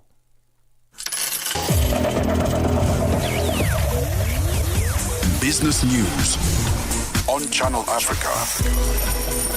The African Perspective. From Cape to Cairo, Dakar to Dar es Salaam. Rise and shine with Peter Ndoro and Asanda Beda on Channel Africa. South Africa's President Cyril Ramaphosa says energy must remain at the center of Africa's development agenda, warning that the continent cannot achieve integration, inclusion, and the goals of Agenda 2063 while some 600 million Africans still lack access to electricity.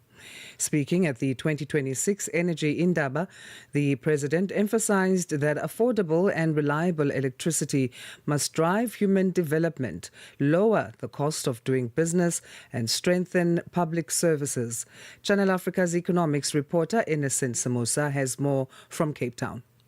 South Africa's President Cyril Ramaphosa has called for Africa to move beyond simply exporting its natural resources and instead create value from its vast energy endowments. The private sector, financial entities in the world, DFIs and others, and banks and so on, needs to come in because they will be investing in an economic asset, not so much as a social asset.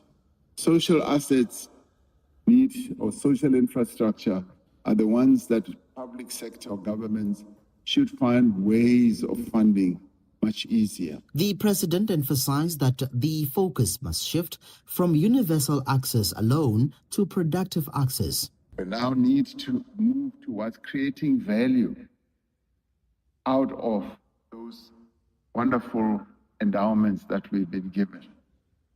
This is access that supports modern public services, strengthens human development and outcomes, and reduces the costs of doing business as well. The question remains, is Africa making progress in aligning its continental energy infrastructure plans with the broader industrialization and integration goals under Agenda 2063? Amine Idris Adom is the Director of Infrastructure, Industrialization, Trade and Regional Integration of the African Union Development Agency, NEPAD. Policy coordination, policy commitment goes beyond simple coordination. Making sure that your commitment is translated into proper budget. However, we don't see much actually that happening, for a certain number of reasons. But anyway, and then thirdly, this is as well quite important, I would say, translating your policy into budget is one thing, making sure that you execute actually this budget on time. The quality is another thing, and that one requires capacity, institutional capacity, but also human capacity at the country level. He believes there's commitment from African leaders to address this challenge. Now, there is a real, I would say, commitment from African leaders to make sure that we resolve the problem of access to electricity. However, for this commitment to become a reality, and this is the second point I want actually to make, we have to undertake a certain number of actions. Countries must make sure that access to electricity become a national priority and it is legislated. The conference continues tomorrow. For Channel Africa News, I'm Innocent Samosa at the 2026 Energy Indaba, Cape Town, South Africa.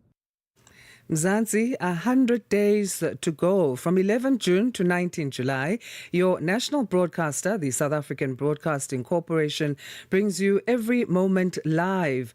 Watch on SABC3, stream on SABC Plus, and stay connected on SABC Radio.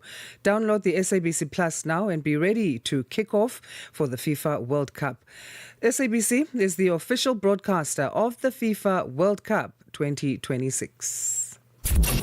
Darubini ya Afrika na I am Henry Shakif. Inaelezwa kwamba serikali kule visiwani Zanzibar imetangaza mpango mkubwa wa kuweza kurejesha urithi unaoungwa mkono na uwekezaji wa sekta ya umma na binafsi yenye thamani ya dola milioni 12. Unadhani sasa Zanzibar imeamua kujipambanua yenyewe kama yenyewe?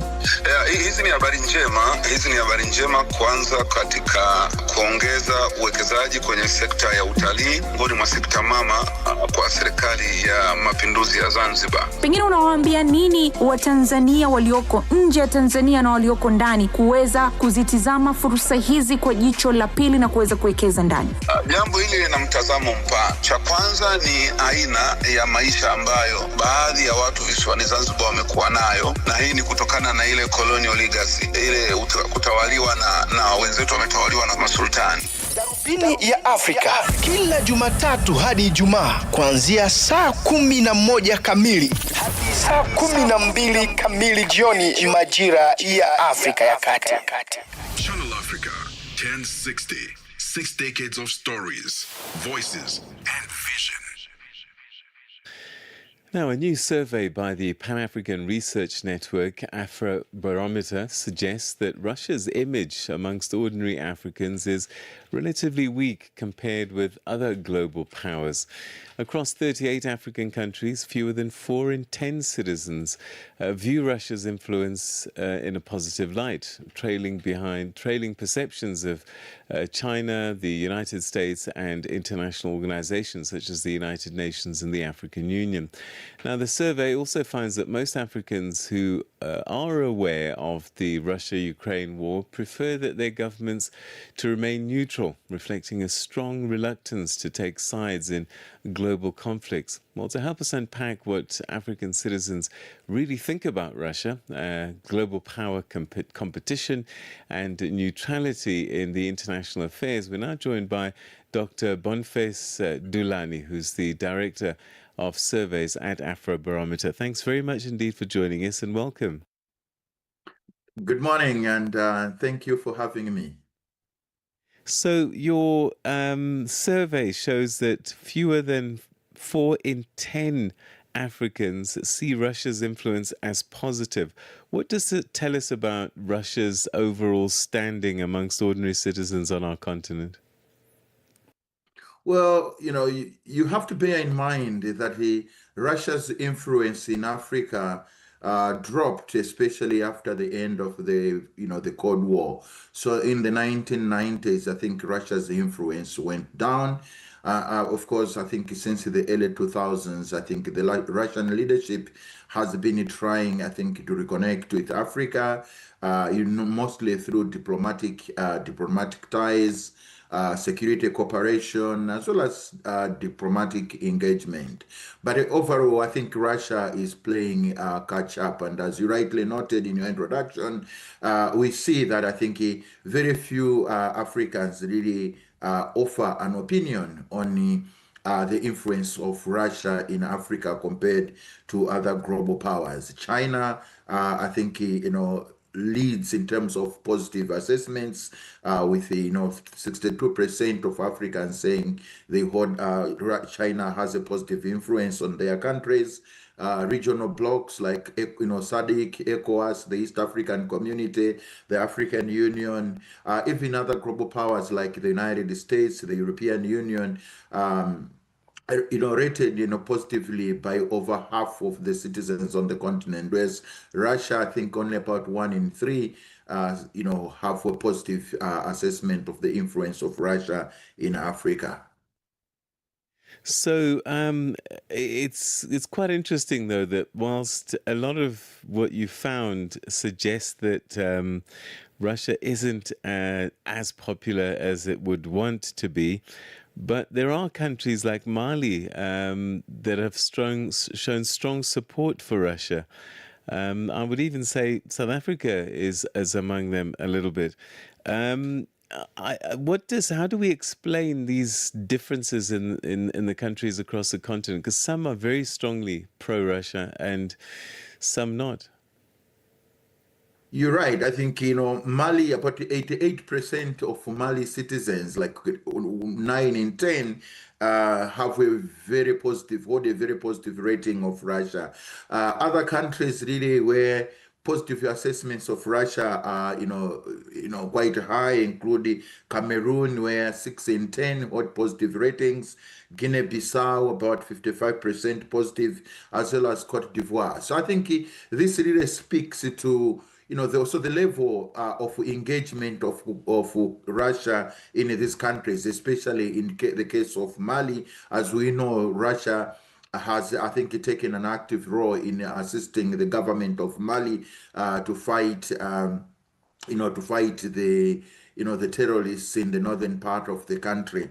Of course, we were unable, I think, to include the other countries where Russia is very active, especially, Burkina Faso and Niger. Unfortunately, we are not able to carry out our surveys in those countries. But looking at the case of Mali, one would expect that, the citizens of those countries might also have positive assessments. But it's worth pointing out that out of 38 countries, only 4 that we surveyed, only 4 did we find at least majorities, more than 50% holding positive views of the influence of Russia in their countries.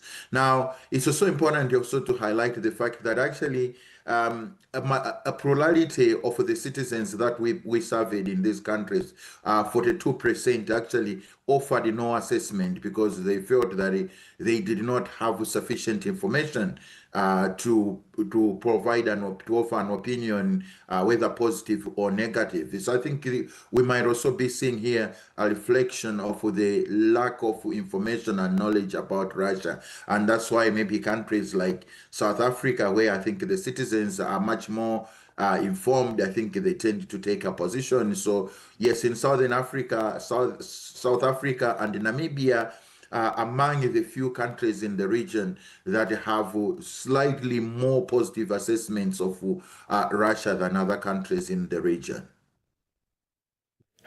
One wonders why Russia is not doing well. I mean, if I think about the liberation movements, how dependent they were on the Eastern Bloc, the socialist countries, the Confederation of the Soviet Union, for arms training and all those kinds of things. Is it that there's just no memory of it anymore with the young people? Well, ironically, when you compare the youth and the elders, those who you would expect to have more of those memories of the role and assistance that was received from Russia, actually, so the youth, those aged between 18 and 35 in our surveys, that tended to hold slightly more positive views of Russia than those aged 56 and above.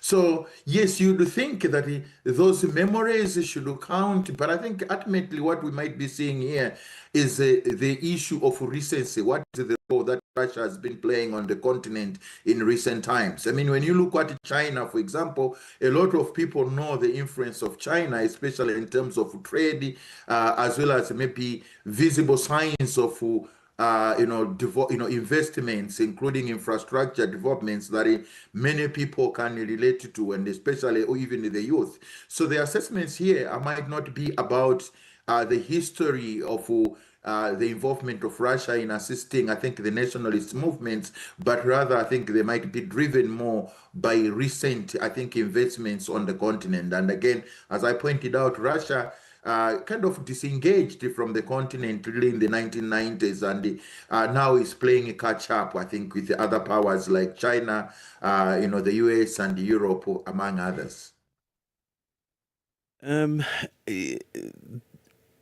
A lot of your respondents, I believe, those that were aware of the Russia-Ukraine war, wanted their governments to remain neutral. What does that say about citizens' view of geopolitical rivalries between major powers, or is it just Russia? Well, this was also another interesting finding really from our surveys. As you rightly point out, about 7 in 10 of the citizens that we surveyed in these 38 countries expressed knowledge about the Russia-Ukraine war. So there's a really wide awareness of global events among African citizens of all persuasions. And then of those 70%, 72 expressed preference for their countries really to remain neutral rather than to take sides. Again, there are some exceptions, in the countries like Mali, where perceptions of Russia are very positive. A majority of Malians would also want their country to take sides and favor Russia.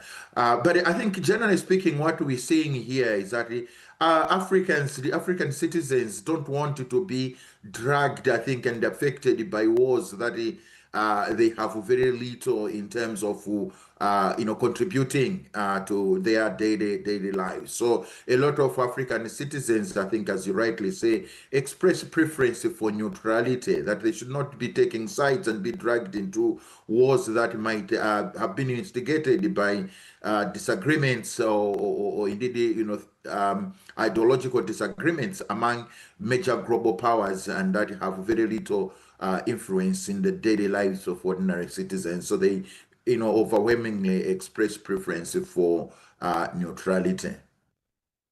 All right, and that's where we're going to have to leave it. Thank you so much indeed for your insights and what this research has gleaned. Thanks so much for your time. Thank you so much for having me once again.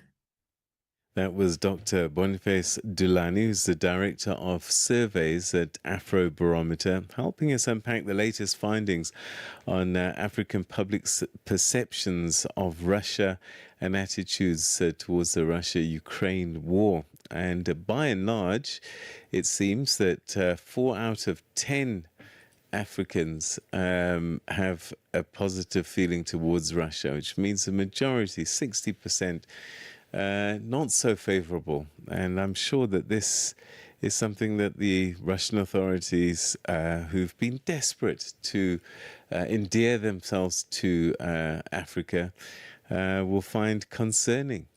Yeah. Wonder what your thoughts are on that. You know where we are, social media platforms. Comment in there and tell us what your feelings are towards Russia and its influence on the continent. It's 8 o'clock, which means it's time for the final hour of Rise and Shine with Peter Ndoro and Asanda Beda. But let's begin with the news with Jwalani Tulongwepe. SABC News. The African Perspective. Thank you, Peter. Good morning. The Democratic Republic of Congo's government has confirmed that 70 children are among the 200 people who have died in a landslide at the Rubaya coltan mine in the east of the country. Rubaya produces about 15% of the world's coltan. The site, which has been under the control of the AFC or M23 rebel group since 2024, was recently added to a shortlist of mining assets being offered by the Congolese government to the United States under a Minerals Corporation framework. The latest incident came a month after another disaster at the site killed more than 200 people in late January. South Africa's suspended organised crime head General Richard Shibiri says he gave crime intelligence head General Dumisani Khumalo the names of the Big Five cartel members. He was testifying at the Madlanga Commission, which is investigating allegations of criminal infiltration and political interference in South Africa's criminal justice system. General Shibiri yesterday concluded his evidence and will return to the Commission tomorrow for cross-examination.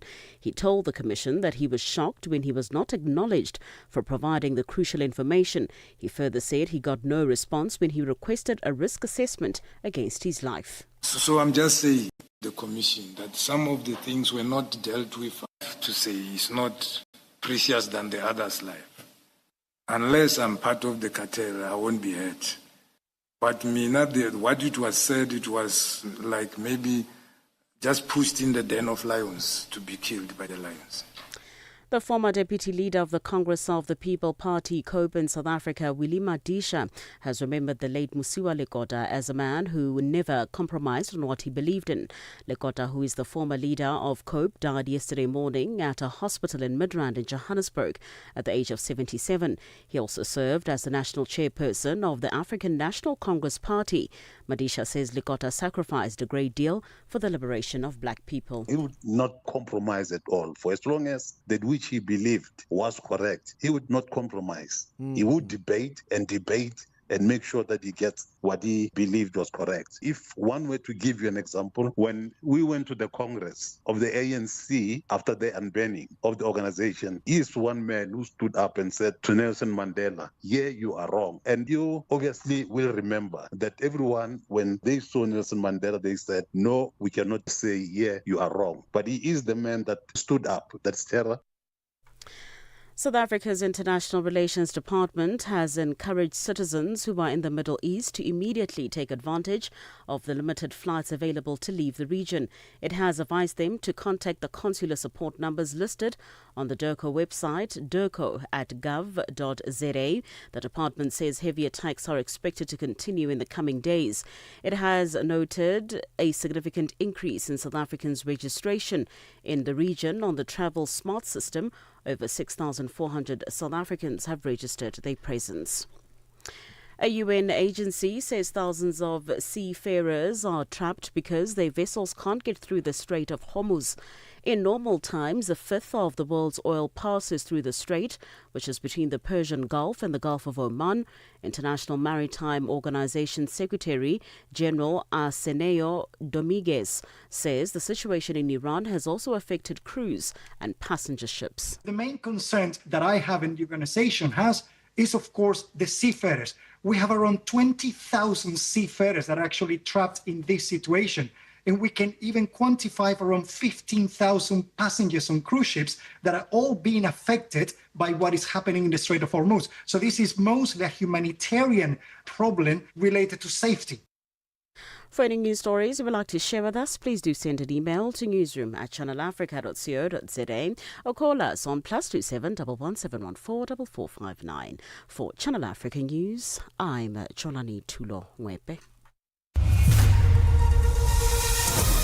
SABC News. The African Perspective. In our sports headline, South Africa's coach says it's no choke but a wallop in the T20 semi-finals. Luke Donald named 2027 European Ryder Cup captain. I'll be back with these and other stories at the bottom of the hour. Wake up, Africa. Peter Ndoro and Asanda Beda are here to help you rise and shine. Weekdays, 6 till 9 a.m. Central African Time. Only on Channel Africa. From Africa's broadcast capital to the furthest corners of the globe, this is Rise and Shine. Every weekday mornings on Channel Africa.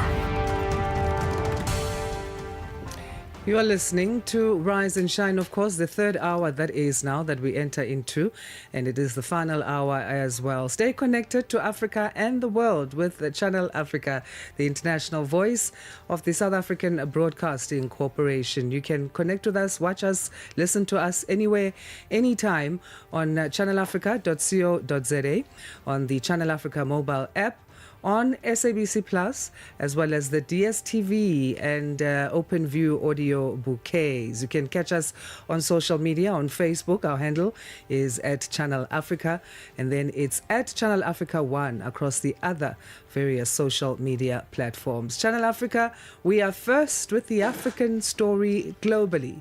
That's Asanda Beda and Peter Ndoro. Yes, indeed. And we're looking at some interesting stories still in this next hour. One story that I'm looking forward for you, on behalf of you, is the work with farmers women, but I think you're going to tell us a bit more about that. I'm going to be looking at West Africa, ECOWAS. They're putting together a 2,000-man strong army or force that is going to fight the growing jihadist threat in the region. So an ECOWAS force of plus minus 2,000 soldiers looks like it's going to be deployed.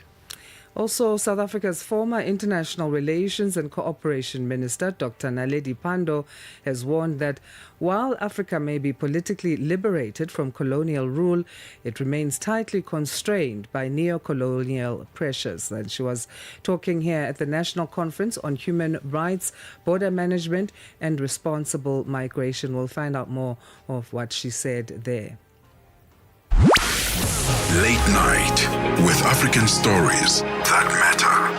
Tsepiso Makwetla on Africa World Hour. I mean, we're seeing South Africa face challenges in the enforcement of an NHI plan. The Minister of Health is contending with legal action. There might be a will, but there would be opposition. And what is most important is the issue of equitable health services. How do we make sure that those policies translate into that? Let me just give you a real example. In 1926, Japan started to discuss about primary healthcare and universal health coverage. By 1961, Japan was fully with universal health coverage. Do you know how long they live? They've got the longest lifespan in the world. So it's not theory anymore. In any country during COVID, if you remember 4 years ago, which fared well, there are those countries which had a very strong primary healthcare system. Because when we say health sovereignty, it's not about closing the doors to the partners. No, this is a process. But we need to give where our priorities, what can we do more with less. Regional Director for Africa, Professor Mohamed Jacob. Late night with Tsepiso Makwetla. End your day inspired by Africa World Hour on Channel Africa, the African perspective. Download the SABC app and take Channel Africa with you everywhere you go. South Africa's former International Relations and Cooperations Minister, Dr. Naledi Pandor, has warned that whilst Africa may be politically liberated from colonial rule, it does remain tightly constrained by neo-colonial pressures, deep poverty and governance shortcomings that undermine the promise of democracy. Dr. Pandor was addressing delegates at the National Conference of Human Rights, Border Management and Responsible Migration, hosted by the South African Human Rights Commission in Johannesburg. Channel Africa reporter Michael Mbewe has more. The two-day conference forms part of the Commission's constitutional mandate to promote and protect human rights. It convenes amid the rise of intensifying public debate over the human rights implications of migration, with concerns around border control, crime, unemployment, and access to healthy care and education dominating national discourse. The Commission says it has received and monitored numerous complaints relating to migration and its impact on communities across the country.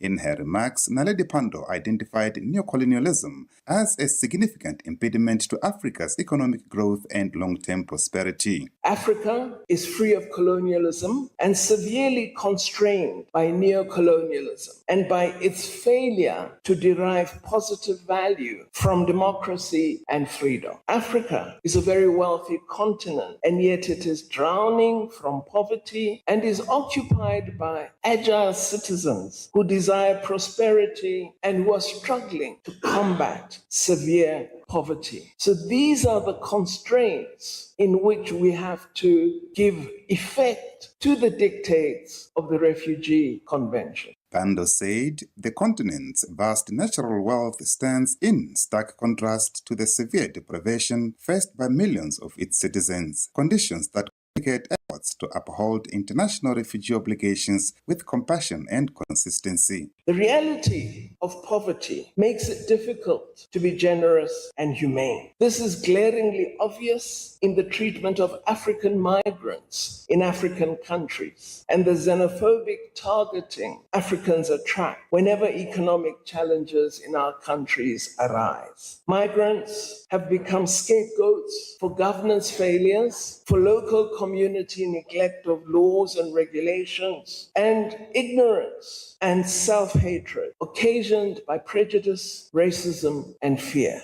She pointed to the growing tendency among some South Africans to scapegoat migrants for the country's social and economic difficulties. Take the example of our own country, South Africa. Migrants are blamed for crime, and there are some who do commit crime, but they are blamed for all crime, blamed for unemployment, blamed even for inadequate school places. We know our population has been growing faster than the growth of GDP, but are we building schools at the same level or pace? And yet, when there are inadequate school places, we focus on children from other parts of Africa. This attitude is especially worrying in South Africa, as our country has a very progressive constitution that enshrines human dignity and equality. She also told delegates in the plenary session that some among them may themselves be having personal or familiar migration backgrounds from neighboring countries. For example, it is probable that quite a few of us have migrant links in this room, because many of us, our great-grandparents, migrated from Lesotho, from Botswana, from Swaziland, from Mozambique to look for work in the mines. They worked here for 40 years. And because they were Black and classed as not being citizens, they never received proper papers of citizenship and thus were not properly administered in terms of migration policy. And today they bear the brunt of the negative sentiment that we sometimes refer to. Meanwhile, chairperson of the South African Human Rights Commission, Reverend Chris Nissen, echoed the call for humane migration policies, stressing that no person is born illegal and that human dignity and rights are inherent regardless of legal status. As people move from country to country or from region to region for reasons which include the lack of access to socioeconomic rights and opportunities, climate change, or instability in their own home countries, one thing that will always hold true is that no human being is born illegal. Let me repeat that. No human being is born illegal. We're all born with inherent human rights. That's why dignity is the foundation for our human rights. We do not lose them by virtue of our legal documentation or status. Migration-focused non-governmental organizations welcomed the discussion, saying it was both timely and necessary. Tifulufeli Sintumuli is the Executive Director for Consortium for Refugees and Migrants in South Africa, speaking to Channel Africa. You'll remember that South Africa is going for the local election this year. So when we start having this kind of gathering, it provides a space for us to pre-plan what we can anticipate during the local election. You'll remember that every year and every time when we have election in South Africa, migrants become the scapegoat from our political leaders who will make political statements relating to migration as the challenge or as the stumbling block that prohibit development in South Africa or access to socio-economic in South Africa for locals, which is not true. So this is the gathering that then lays a foundation and then provide an open space for the South African Human Rights Commission to document the inputs that will be made. The conference closes on Thursday afternoon. Michael Mbewe, Channel Africa News, Johannesburg. 8:15 Central African Time. South Africa's former President Thabo Mbeki sought to institute a dispensation to rerun South Africa's restorative justice body, the Truth and Reconciliation Commission, or TRC, amnesty process after that, or rather than prosecute perpetrators after the handover of the initial TRC report. This is the allegation of former National Prosecuting Authority Director of Public Prosecutions, Advocate Anton Akerman, to the TRC cases inquiry sitting in Newtown, Johannesburg. The judicial inquiry, headed by Justice Sisi Kampepe, is probing efforts or attempts to stop the prosecution and investigation of apartheid-era violations. Busibe Bopela has more. Advocate Anton Akerman says he was disappointed by former President Thabo Mbeki's apparent attitude that the means justified the ends in relation to the investigation and prosecution of TRC cases. The former head of the NPA's Priority Crimes Litigation Unit, or PCLU, referenced Mbeki's speech to Parliament in April 2003, which he claims affirmed the need for justice while neglecting to mention that efforts would be undertaken to subvert TRC amnesty processes. The end that President Mbeki was so desperately seeking was some accommodation of many of those who did not take part in the TRC process. The means that he used to achieve this end was unconstitutional. It was also morally questionable. This was a process embarked by the Amnesty Task Team, the draft enmity bill, and ultimately the amendments to the TRC prosecuting policy, which became effective on 1st December 2005. That amounted to a rerun of the amnesty process. Ackerman says he was unaware until many years after his retirement that there had been structures established within the executive to deal with matters relating to the investigation and prosecution of TRC cases. This is despite his unit, the PCLU, established by presidential proclamation in 2003, having the primary responsibility to deal with these cases. Amongst these structures, it was later revealed, was an amnesty task team. The ATT, as it was known, sought to ensure that the NDPP would take the counsel of the executive before instituting a prosecution and take into account the so-called national interest. The task team must work on amnesty, and it is a secret task team. The Department of Justice, the National Intelligence Agency, the NPA, the SAPS, and the Department of Defense were represented on this secret task team, but the PCLU was not represented. I had no knowledge of this amnesty task team or the existence thereof. I also had no knowledge of the Directors General Forum, the departmental task team, the heads of department forum, interministerials committee. Ackerman indicates that the PLU's ability to prosecute only a handful of cases was due to the lack of investigative capacity it was provided with. At its inception, with a caseload of 400, it had just 3 prosecutors, with the staff complement rising to 5 by 2007, and no investigators. He described to the Judicial Commission his unsuccessful attempts to get the late SAPS Commissioner Jackie Silibi and Scorpion's head Jeff Lidwaba to assist with the unit's work. It was puzzling to me that the DSO was withholding, notwithstanding the President's instructions and Mr. Nuka's directions that the TRC cases were a priority. They still refused to investigate the cases, and they would even put it in writing. I personally asked Advocate Dwaba what his reasons were for this refusal. And if memory serves me, he stated that he is the head of the operations of DSO and that he does not need to give me any reasons. Ackerman will continue his testimony for a second day on Thursday. Get in touch with us at Channel Africa is our handle on Facebook. We'd love to hear your thoughts, questions, and other views around our programming. Also, you can find us on the social media platforms of X, of Instagram, of TikTok, LinkedIn, and YouTube. Our handle there is at Channel Africa 1.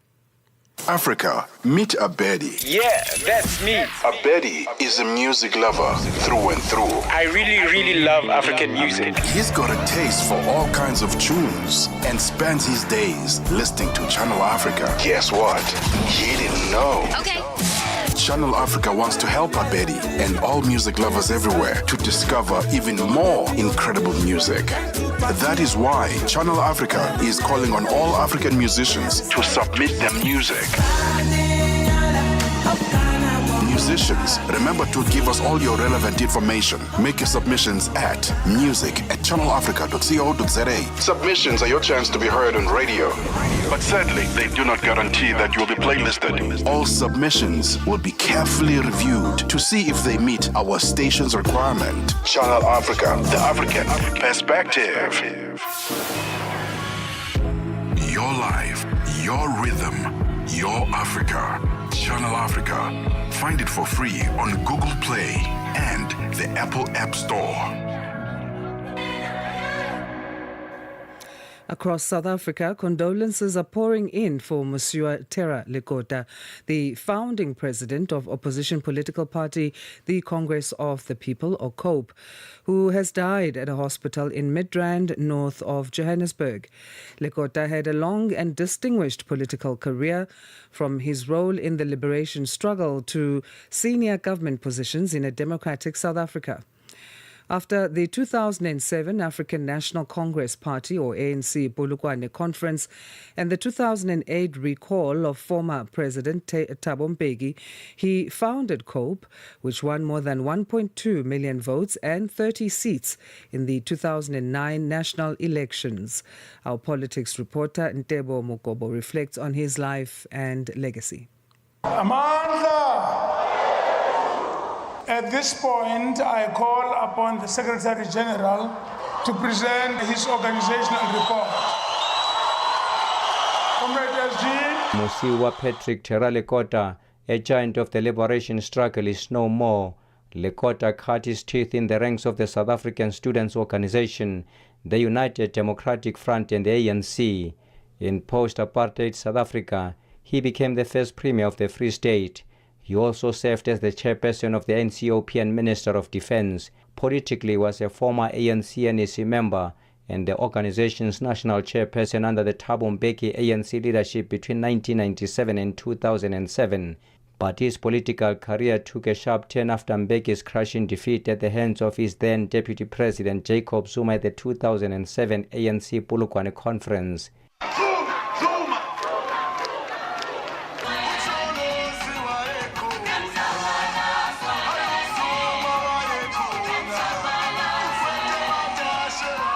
And after this conference and the subsequent recall of former President Mbeki, Lekota, Mbazi Mashilowa, Willie Madisha and Mluleki George left the ANC to form the Congress of the People ahead of the 2009 general elections, where the party received 30 parliamentary seats.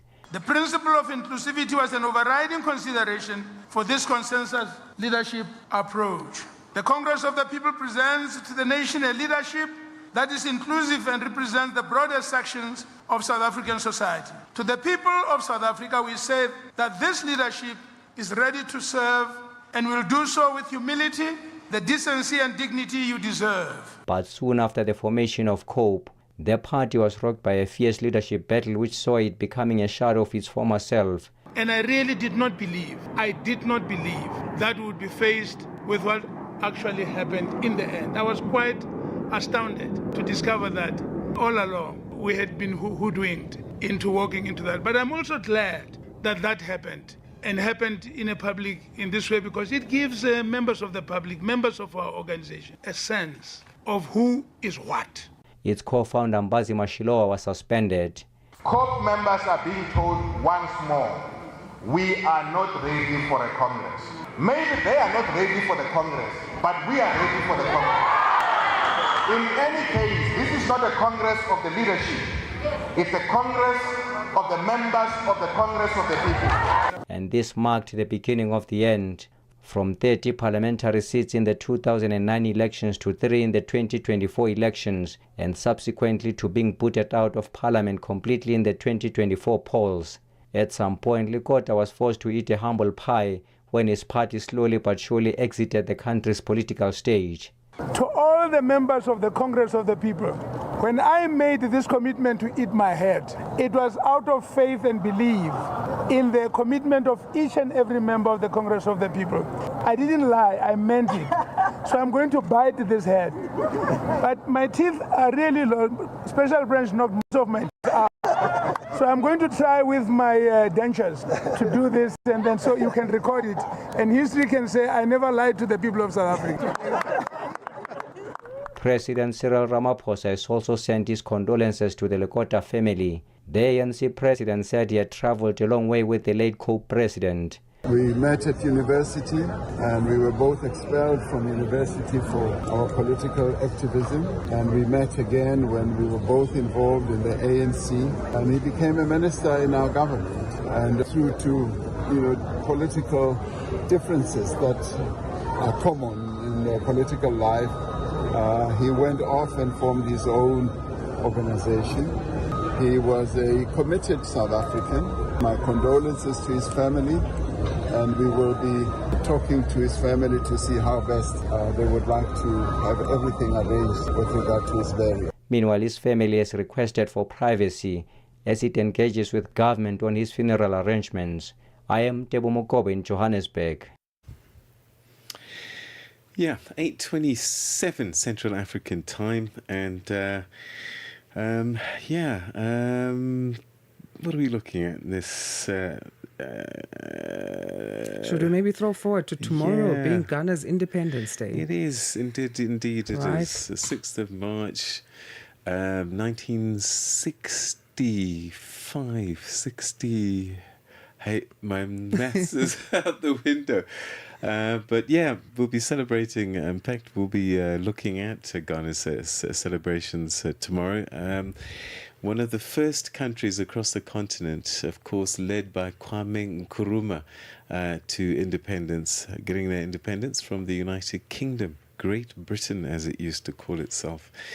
And right, what else do we have coming up in the next half an hour? We're going to be taking a look, I think, at, is it women farmers? Do we have that on the radar? Now we'll talk ECOWAS, and going to that story is West African states that have reportedly decided to create a new 2,000-strong force to combat the growing jihadist threat in the region, and it's reported that details of the new force to combat terrorism were determined following a meeting of ECOWAS military chiefs. This was over the weekend in Freetown. So we'll speak to a consulting fellow for the Africa program at Chapman House on that. An interesting fact, I'm just throwing this one there, it doesn't fit into anything, I guess, maybe on the farmer's story. But in Japan, an interesting thing they do for their farmer's market is that in their fruits and vegetable boxes, they've got photos of the farmers who grew the produce. Wow. And this is a way Wow. of saying salute to our farmers for making sure that we are food secure. It's a way of showing respect. And it started in the 1990s, and it was designed to build some kind of trust and transparency between the farmers and the actual produce that people are buying, that's because people didn't know fantastic. where are these fruits and vegetables coming from. And they don't just put their pictures of the farmers, but sometimes they put their contact details and emails and names and things like that. It's known, this concept, as Kao no Meuru Yasai, meaning vegetables with a visible face. I think we should do this for That our is- farmers' markets. Wow. Can you imagine how many pictures, though? Just for the markets, Yes, not for okay. like, the big, what do you call it? I don't want to say the names now. The Yes, retailers that do farm yes. produce. But those gatherings that happen, like I Yeah. think it's once a month, Yes, the first yes, Sunday of every yes, month or something like yes, that. Yes. Yeah, those smaller That's ones. interesting. Okay. Yeah. It's a So- good idea, actually. Yes. Fun idea. Yeah, it is fun. Yeah, let's get our news headlines now. And here's Jalane Tulo Ngoepe with that. It's 8:30 Central African time. SABC News. Headlines. The African Perspective. Thank you, Asanda. Good morning. Headlines. The Democratic Republic of Congo's government has confirmed that 70 children are among the 200 people who have died in a landslide at the Rubaya coltan mine in the east of the country. Nigeria's Medical Council has provisionally suspended the director of a private hospital and 2 other doctors following the death of the 21-month-old son of renowned author Chimamanda Ngozi Adichie. And finally, the U.S. Senate has voted to support President Donald Trump's military campaign against Iran. I will have details on these and other stories at 9 o'clock. SABC News. Headlines. The African Perspective. Right, let's get an African perspective on the world of sport with Figile Lingwat. Sports on Channel Africa. The African Perspective. We kick off with cricket news. Proteas coach Shukri Conrad admitted they were not good enough last night as they crashed out of the ICC T20 World Cup in India and Sri Lanka to New Zealand. South Africa lost by 9 wickets in the first semi-final in Kolkata and were outplayed from the first ball to the end by a team they beat in the group stages. It says they lost the match from the toss, but refused to make excuses for their poor performance. No, I don't think we were good enough on the night. Obviously, it would have been a nice toss to win, but that's no excuse. We didn't post anything close to what would have been competitive. We recovered nicely with Stubbo and Marco, but I thought New Zealand were excellent. Exploited conditions really well with their spinners up front, and we just never got out the blocks. So, yeah, full marks to them. They were a hell of a lot better than us tonight. On to football news. Well, football's governing body, FIFA President Gianni Infantino, marked 100 days to the kickoff of the World Cup 2026 with a strong message of unity, size and historical value yesterday. In a video message, FIFA President highlighted the importance of the 2026 FIFA World Cup, which will be held in the United States of America, Canada and Mexico. Infantino also highlighted that although the numbers are impressive, the emotional value of the tournament is much more important. Infantino also highlighted the massive global demand for the tournament. South African national under-20 football team Amachita head coach Raymond Mdaga has expressed disappointment that some provinces and regions have reacted slowly to his plan of selecting a team to reach the next year's FIFA Under-20 World Cup in Azerbaijan and Uzbekistan. Speaking during their monitoring session at the Gauteng Development League's Top 8 tournament finals this past weekend, Mdaga says things could have been better. The circulars to all the provinces somewhere around end of November last year to say we would request them just to go around their LFAs, their regions, and when they do the provincial, we'll go down with the technical team to go and be able to check so that we are able to cover the whole country. Much as it's not simple, because if we go according to standard, the levels, you'll always go to DG, to DDC, you'll always go to the PSL, and so something that we're not looking into, we want to look into everybody. But our worry so far is a lot of provinces haven't responded on that, and that's a worrying factor. About giving other provinces who did not attend another chance, this is what Mdaga had to say. We are closed for now, honestly. We are in a tight schedule. Much as we tried to start last year, the biggest challenge, I think 90% of the players who are there are over 20 now. And we're looking for the 2007 and 2008 who will qualify in 2 years to come. So we would be having a camp in March, around March. You see, I'm saying March, already is the 1st of March now. So we are quite pressed in terms of time, but always as footballers we'll always be pressed. But with what we have done for now, I think we have got a pool that we'll be able to look into. Finally, with golf news, Luke Donald is back, and in 2027 he could make Ryder Cup history at the Adair Manor. Donald has already cemented himself as one of Europe's most successful Ryder Cup captains. Now he gets the chance to add another chapter. On Wednesday, it was announced that Donald will again lead Team Europe in 2027 when the biennial showdown with the United States heads to Ireland and Adair Manor. His captaincy debut came in 2023 in Rome when Europe stormed out to a 4-0 lead in the opening session and never looked back, ultimately claiming a 16.5 to 11.5 victory. For any sports stories you'd like to share with us, please send an email to newsroom@channelafrica.co.za or call us on +2711 714 4459. This is Channel Africa Sport with me, Fikile Lungwati. Sports on Channel Africa. The African perspective. Este é o Caleidoscópio de Canal África, com Remo Samo e João Yabalá. Moçambique prepara-se para a chegada do ciclone tropical Gezane, prevista para esta sexta-feira, com impacto esperado nas províncias de Sofala, Inhambane e Gaza. O fenómeno, que já causou mais de 30 mortes de destruição significativa em Madagascar, poderá atingir o litoral moçambicano, com ventos de 140 km por hora e chuvas intensas, afetando cerca de 1,1 milhão de pessoas. A aproximação do ciclone surge numa altura em que o país ainda recupera das cheias mês de janeiro, que provocaram dezenas de mortos e afetaram mais de 700 mil pessoas. Para fazer o ponto de situação, ouvimos Rita Almeida, diretora de Planificação e Cooperação do Instituto Nacional de Gestão e Redução de Riscos de Desastres. As famílias devem reforçar o teto das casas, as portas e as janelas. Devem evitar fazer-se tanto à rua, devem prestar atenção sobre as orientações em relação a centros de acomodação temporário, devem preparar um kit mínimo básico com fósforos, produtos alimentares, medicamentos. De segunda a sexta-feira, das 20 às 21 horas locais, este é o Caleidoscópio do Canal África. Call us on +27 63 406 9126 and contribute to the conversation. Let's catch you up with what's happening in the world of business. We say good morning again to Tabiso Lehuku for that.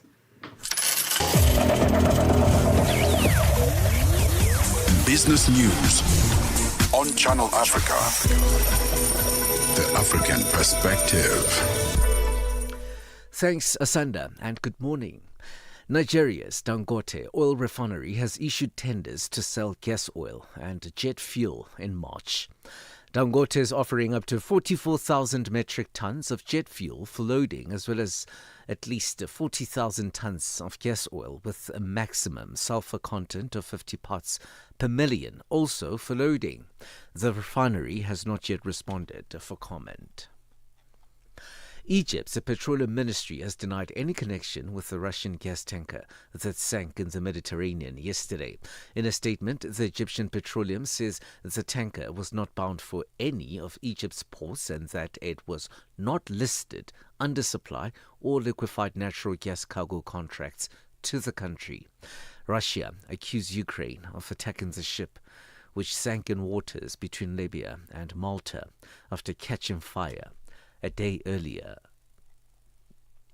A Kenyan Finance Minister, John Mbadi, says that the country does not expect an ongoing International Monetary Fund staff visit to yield a lending program at this stage, with the talks currently focused on more technical details.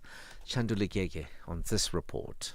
The team from the fund's headquarters in Washington arrived in Kenya last week and is expected to conclude the visit later this week. Kenya's government has formally requested a new support program after its previous $3.6 billion deal ended last April, but officials say they have not currently factored IMF funding into this year's budget. The Health Tax Alliance in South Africa is looking at unpacking whether health taxes can be deliberately designed and used to support integrated district-level primary health care in a transitioning health system. At a symposium held yesterday, the Alliance also examined the burden facing South Africa's health system and the economic case for prioritizing prevention and early management. Sisi Sikhalo reports. The discussions in the symposium also centered around why conditions like cancer should increasingly be treated as district-level priorities and how early investment shape long-term outcomes. The current health financing landscape, the fiscal space South Africa finds itself in, and perspectives on financing the district health response was also part of the deliberations. Companies and investors, including the Gulf, kicked off large share sales, raising tens of billions of dollars in recent days as tensions in the Middle East erupted into conflict. Around $20 billion worth of equity deals were struck globally in the 3 days of trading from Friday to Tuesday. This made up nearly 16% of roughly $130 billion of deals launched so far this year. $1 in Nigeria is trading at 1,000 naira 379. In Botswana, it's at 13.24. Kenya, 128 shilling, 177. In Zambia, 19 kwacha 124. The BRIC countries in Brazil, the dollar 5.24. Russia, 77 rubles 749. India, 92 rupees 128. China, 61.90. And in South Africa, the dollar will cost you 16 rand 41 cents. 74 pence to the British pound and 86 to the euro. Gold is trading at $5,187, while platinum is at $2,185 per ounce. Brent crude oil is at $83.68 a barrel. For any business stories you would like to share with us, please send us an email to newsroom@channelafrica.co.za or call us on +2711 714 4459. For Channel Africa Business in Johannesburg, I'm Tabiso Huku.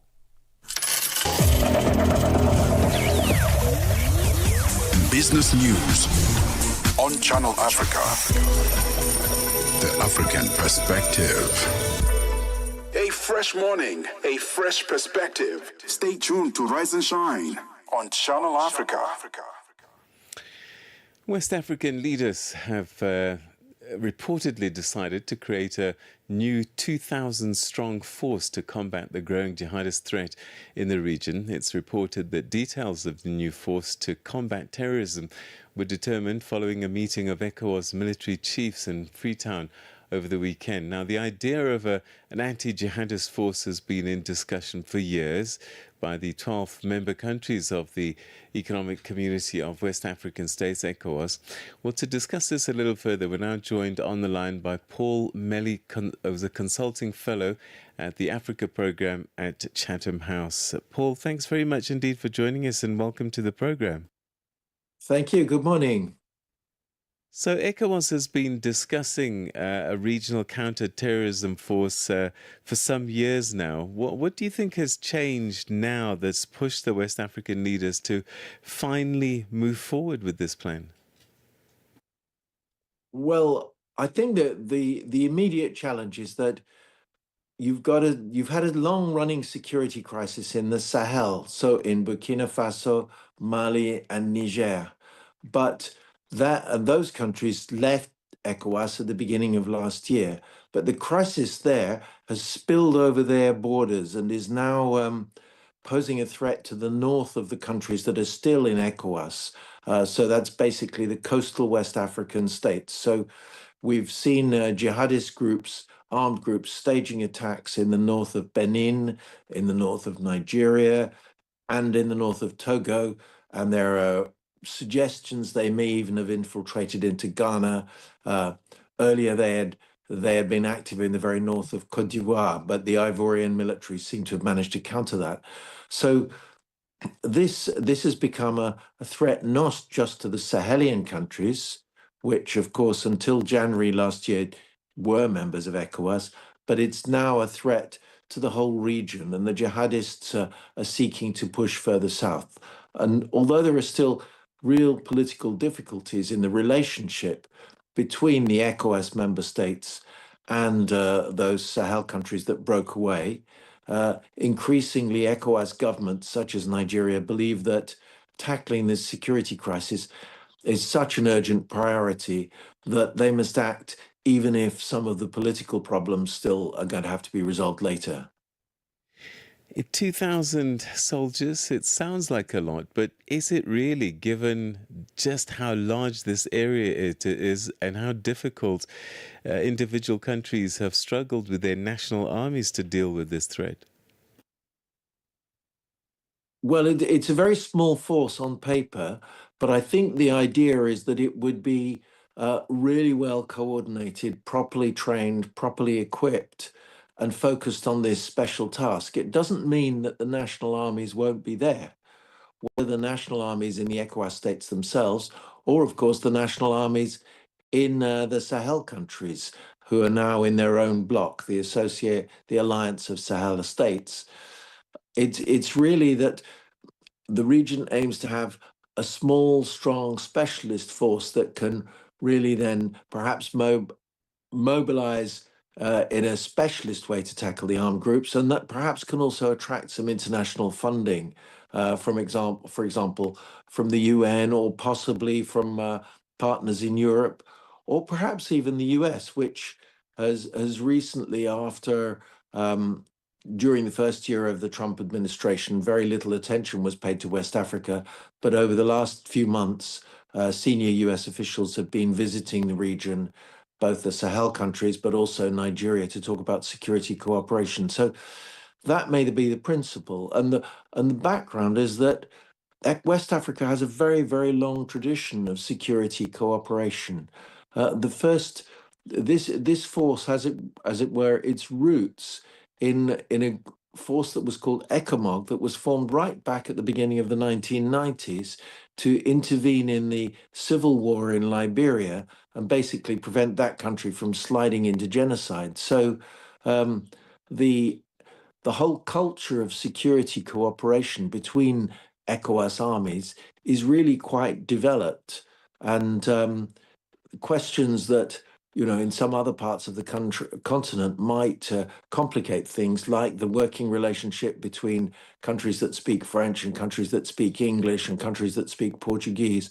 There's been quite a long practice in overcoming those sort of practical hurdles. So that's where I think they feel they can deliver some real impact. And it might also help in political terms, because fairly or unfairly, the Sahel states have been complaining this specific initiative that could be seen. No, it's very difficult to accuse them of not doing anything or not doing enough if there is this purpose-built force. So Mali, Burkina Faso, Niger have left ECOWAS, and a lot of these jihadist issues affect these three countries. They formed their own Sahel alliance. Does this weaken the ECOWAS effort in any way? Yes, of course. I mean, West Africa is a region with a very, very long tradition of regional integration. It's a region where people have been used to cooperating, and remember, it's quite densely populated compared with many other parts of Africa, and you have a lot of countries, some of them quite small, close together, with people moving across borders. And if they don't move officially, then they move informally, both for trade reasons and family reasons. So there's this natural culture, if you like, of collaboration, of integration, a quite strong sense of regional identity. And against that background, the breakaway of the Sahel states has, of course, weakened ECOWAS, and not just in numerical terms or in the loss of a proportion of its economic output, but in terms of the sense of what it is to be West African and common action to tackle shared problems, climate change, for example, the southward push of the Sahara Desert, that kind of thing, handling humanitarian challenges, refugees, all of those regional problems. It doesn't get over the big political challenge that there's a clear difference. The Sahel states, following the military takeovers that happened between 2020 and 2023, have essentially committed themselves to continuing military rule for at least a further 4 or 5 years.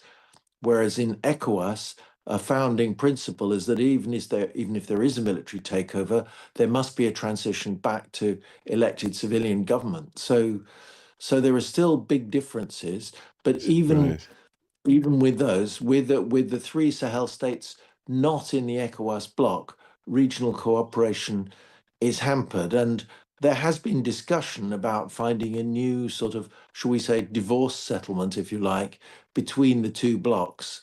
And the terms of that, there's been a lot of speculation that actually they might try and keep quite a few of the cooperation structures in place, whether not just for security, but particularly for things like trade and the movement of people. Right.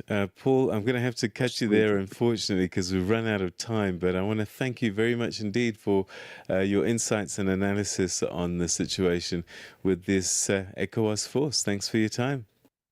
Well, thank you. Good morning. Thank you. That's Paul Melly, Consulting Fellow, Africa Programme at Chatham House, talking about this new ECOWAS force. Using Scholar Transport comes with responsibilities. Every learner has a role to play in keeping themselves, their friends, and the driver safe. Stay seated and behave responsibly. Avoid shouting, pushing, standing, or moving around inside the vehicle at any time. think safety first. Remember that safety starts before the journey begins and continues until you are safely off the road. Good behavior saves lives. Your actions matter. Issued by the National Department of Transport. Channel Africa is evolving, and so are you. Stay connected wherever you are with our brand new website and mobile app. Stream your favorite shows, catch up on African news, culture, and conversations, all at your fingertips. Africa is just a tap away. Your world, your stories, now on the go. Stay connected wherever you are. Visit channelafrica.co.za or download the Channel Africa app today. Channel Africa, the African perspective. From Cape to Cairo, Dakar to Dar es Salaam, rise and shine with Peter Ndoro and Asanda Beda on Channel Africa. Right, let's find out what's going to be happening on the move in about 8 minutes' time. Palace is in studio.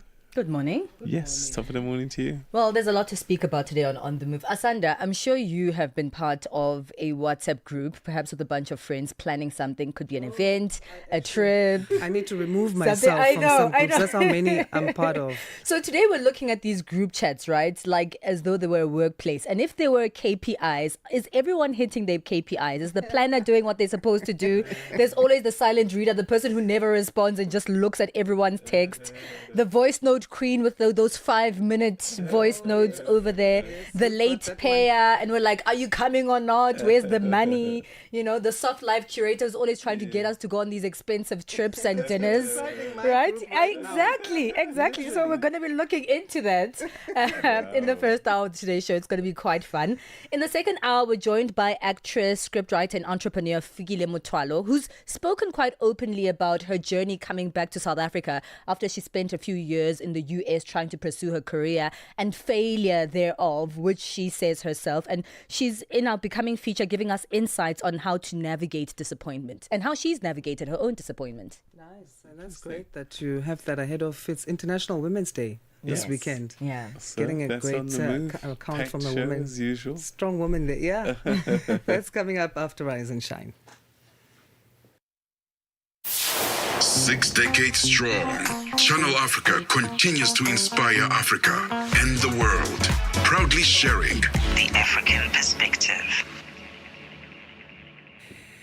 Ahead of International Women's Day to be marked this coming Sunday, the UN's Rome-based agencies, the FAO, or the Food and Agricultural Organization, IFAD, and WFP are hosting a special event highlighting the role of women farmers in agri-food systems. The program is part of the International Year of the Women Farmer 2026 celebrations and includes exhibitions, panel discussions, and a live cooking demonstration. Joining us now to discuss these issues is Tako Ndiaye, Gender Team Leader at the Food and Agriculture Organization, or FAO, of the United Nations. Tako, thank you for joining us. Good morning to you. Good morning. I'm pleased to be here. Thank you for the invitation. It's our pleasure. So we're approaching International Women's Day. It's going to be on the Sunday. What are the biggest challenges that women farmers are still facing, especially when we talk about access to land and resources, as well as access to markets? Yes, first I would like to mention that agri-food systems are really very important for women's livelihoods. And we know, for instance, that in Africa, sub-Saharan Africa, 70% of working women are employed in such systems. We know that such systems are a major employer, but also a major provider of livelihoods for women. However, despite that very important contribution, they face numerous challenges. For instance, that women typically manage much smaller plots of land compared to men, but even when they manage plots of the same size, their productivity is lower because of less access to the inputs, the technologies, the resources. We also know that, when women work, they work for less pay. their working conditions, hours. They are more predominant in vulnerable forms of employment, lower skilled, labor intensive, lower paid, informal, and they also spend greater time at home taking care of the family. So this combination of their productive and reproductive roles puts a lot of burden on women. We know that also that women have less access to opportunities. They're more vulnerable to climate change, that every day of higher extreme temperatures reduces the total value of their crops produced by women by 3% relative to men. So those are a number of challenges that need to be overcome. So, with the International Year of the Women Farmer 2026, what are the initiatives that the Food and Agricultural Organization is highlighting when it comes to women in agri-food systems? And how are you working to make sure that you translate those into tangible works and going from commitments to being a reality for what makes a difference in these women farmers? Mm-hmm. We have two strategies. First, for the International Year, we really want to increase the awareness, better understanding of the challenges, document what works, and see how to inform policies, strategies, the investment plans in the agri-food systems. So we want to first increase awareness on key issues facing women, especially when it comes to their roles in agri-food systems. We also want to look more closely into land tenure issues, the financial needs and constraints of women, and also their technical needs and education. So that's more of a shorter term in terms of awareness raising. Now, beyond the International Year, we also really need to look at critically at the policy development, the long-term investment, how to change the laws, how to also connect the different efforts in a way that they can bring meaningful impact, meaningful deliverables to women farmers on the ground. So the way we approach the year is really to look at all women working in agri-food systems. So it means that we focus not only on the farm, but also on other segments of agri-food systems when it comes to food processing, the marketing, and so on. So, so we look at all women in different capacities across all segments of value chains, whether they're farmers, producers, peasants, family and smallholder farmers, the laborers, and so on. We also look at the intersectionality, meaning that we look at women in all their diversity. Right. So we have 5 main lines of actions in celebrating the International Year. We want to advocate and raise awareness. We want to generate the data, the knowledge, so that we can inform the policies, the programs, the investment plans in an evidence-based manner. Because if you don't have data, you don't know the extent of the inequality, you don't know the progress you're making.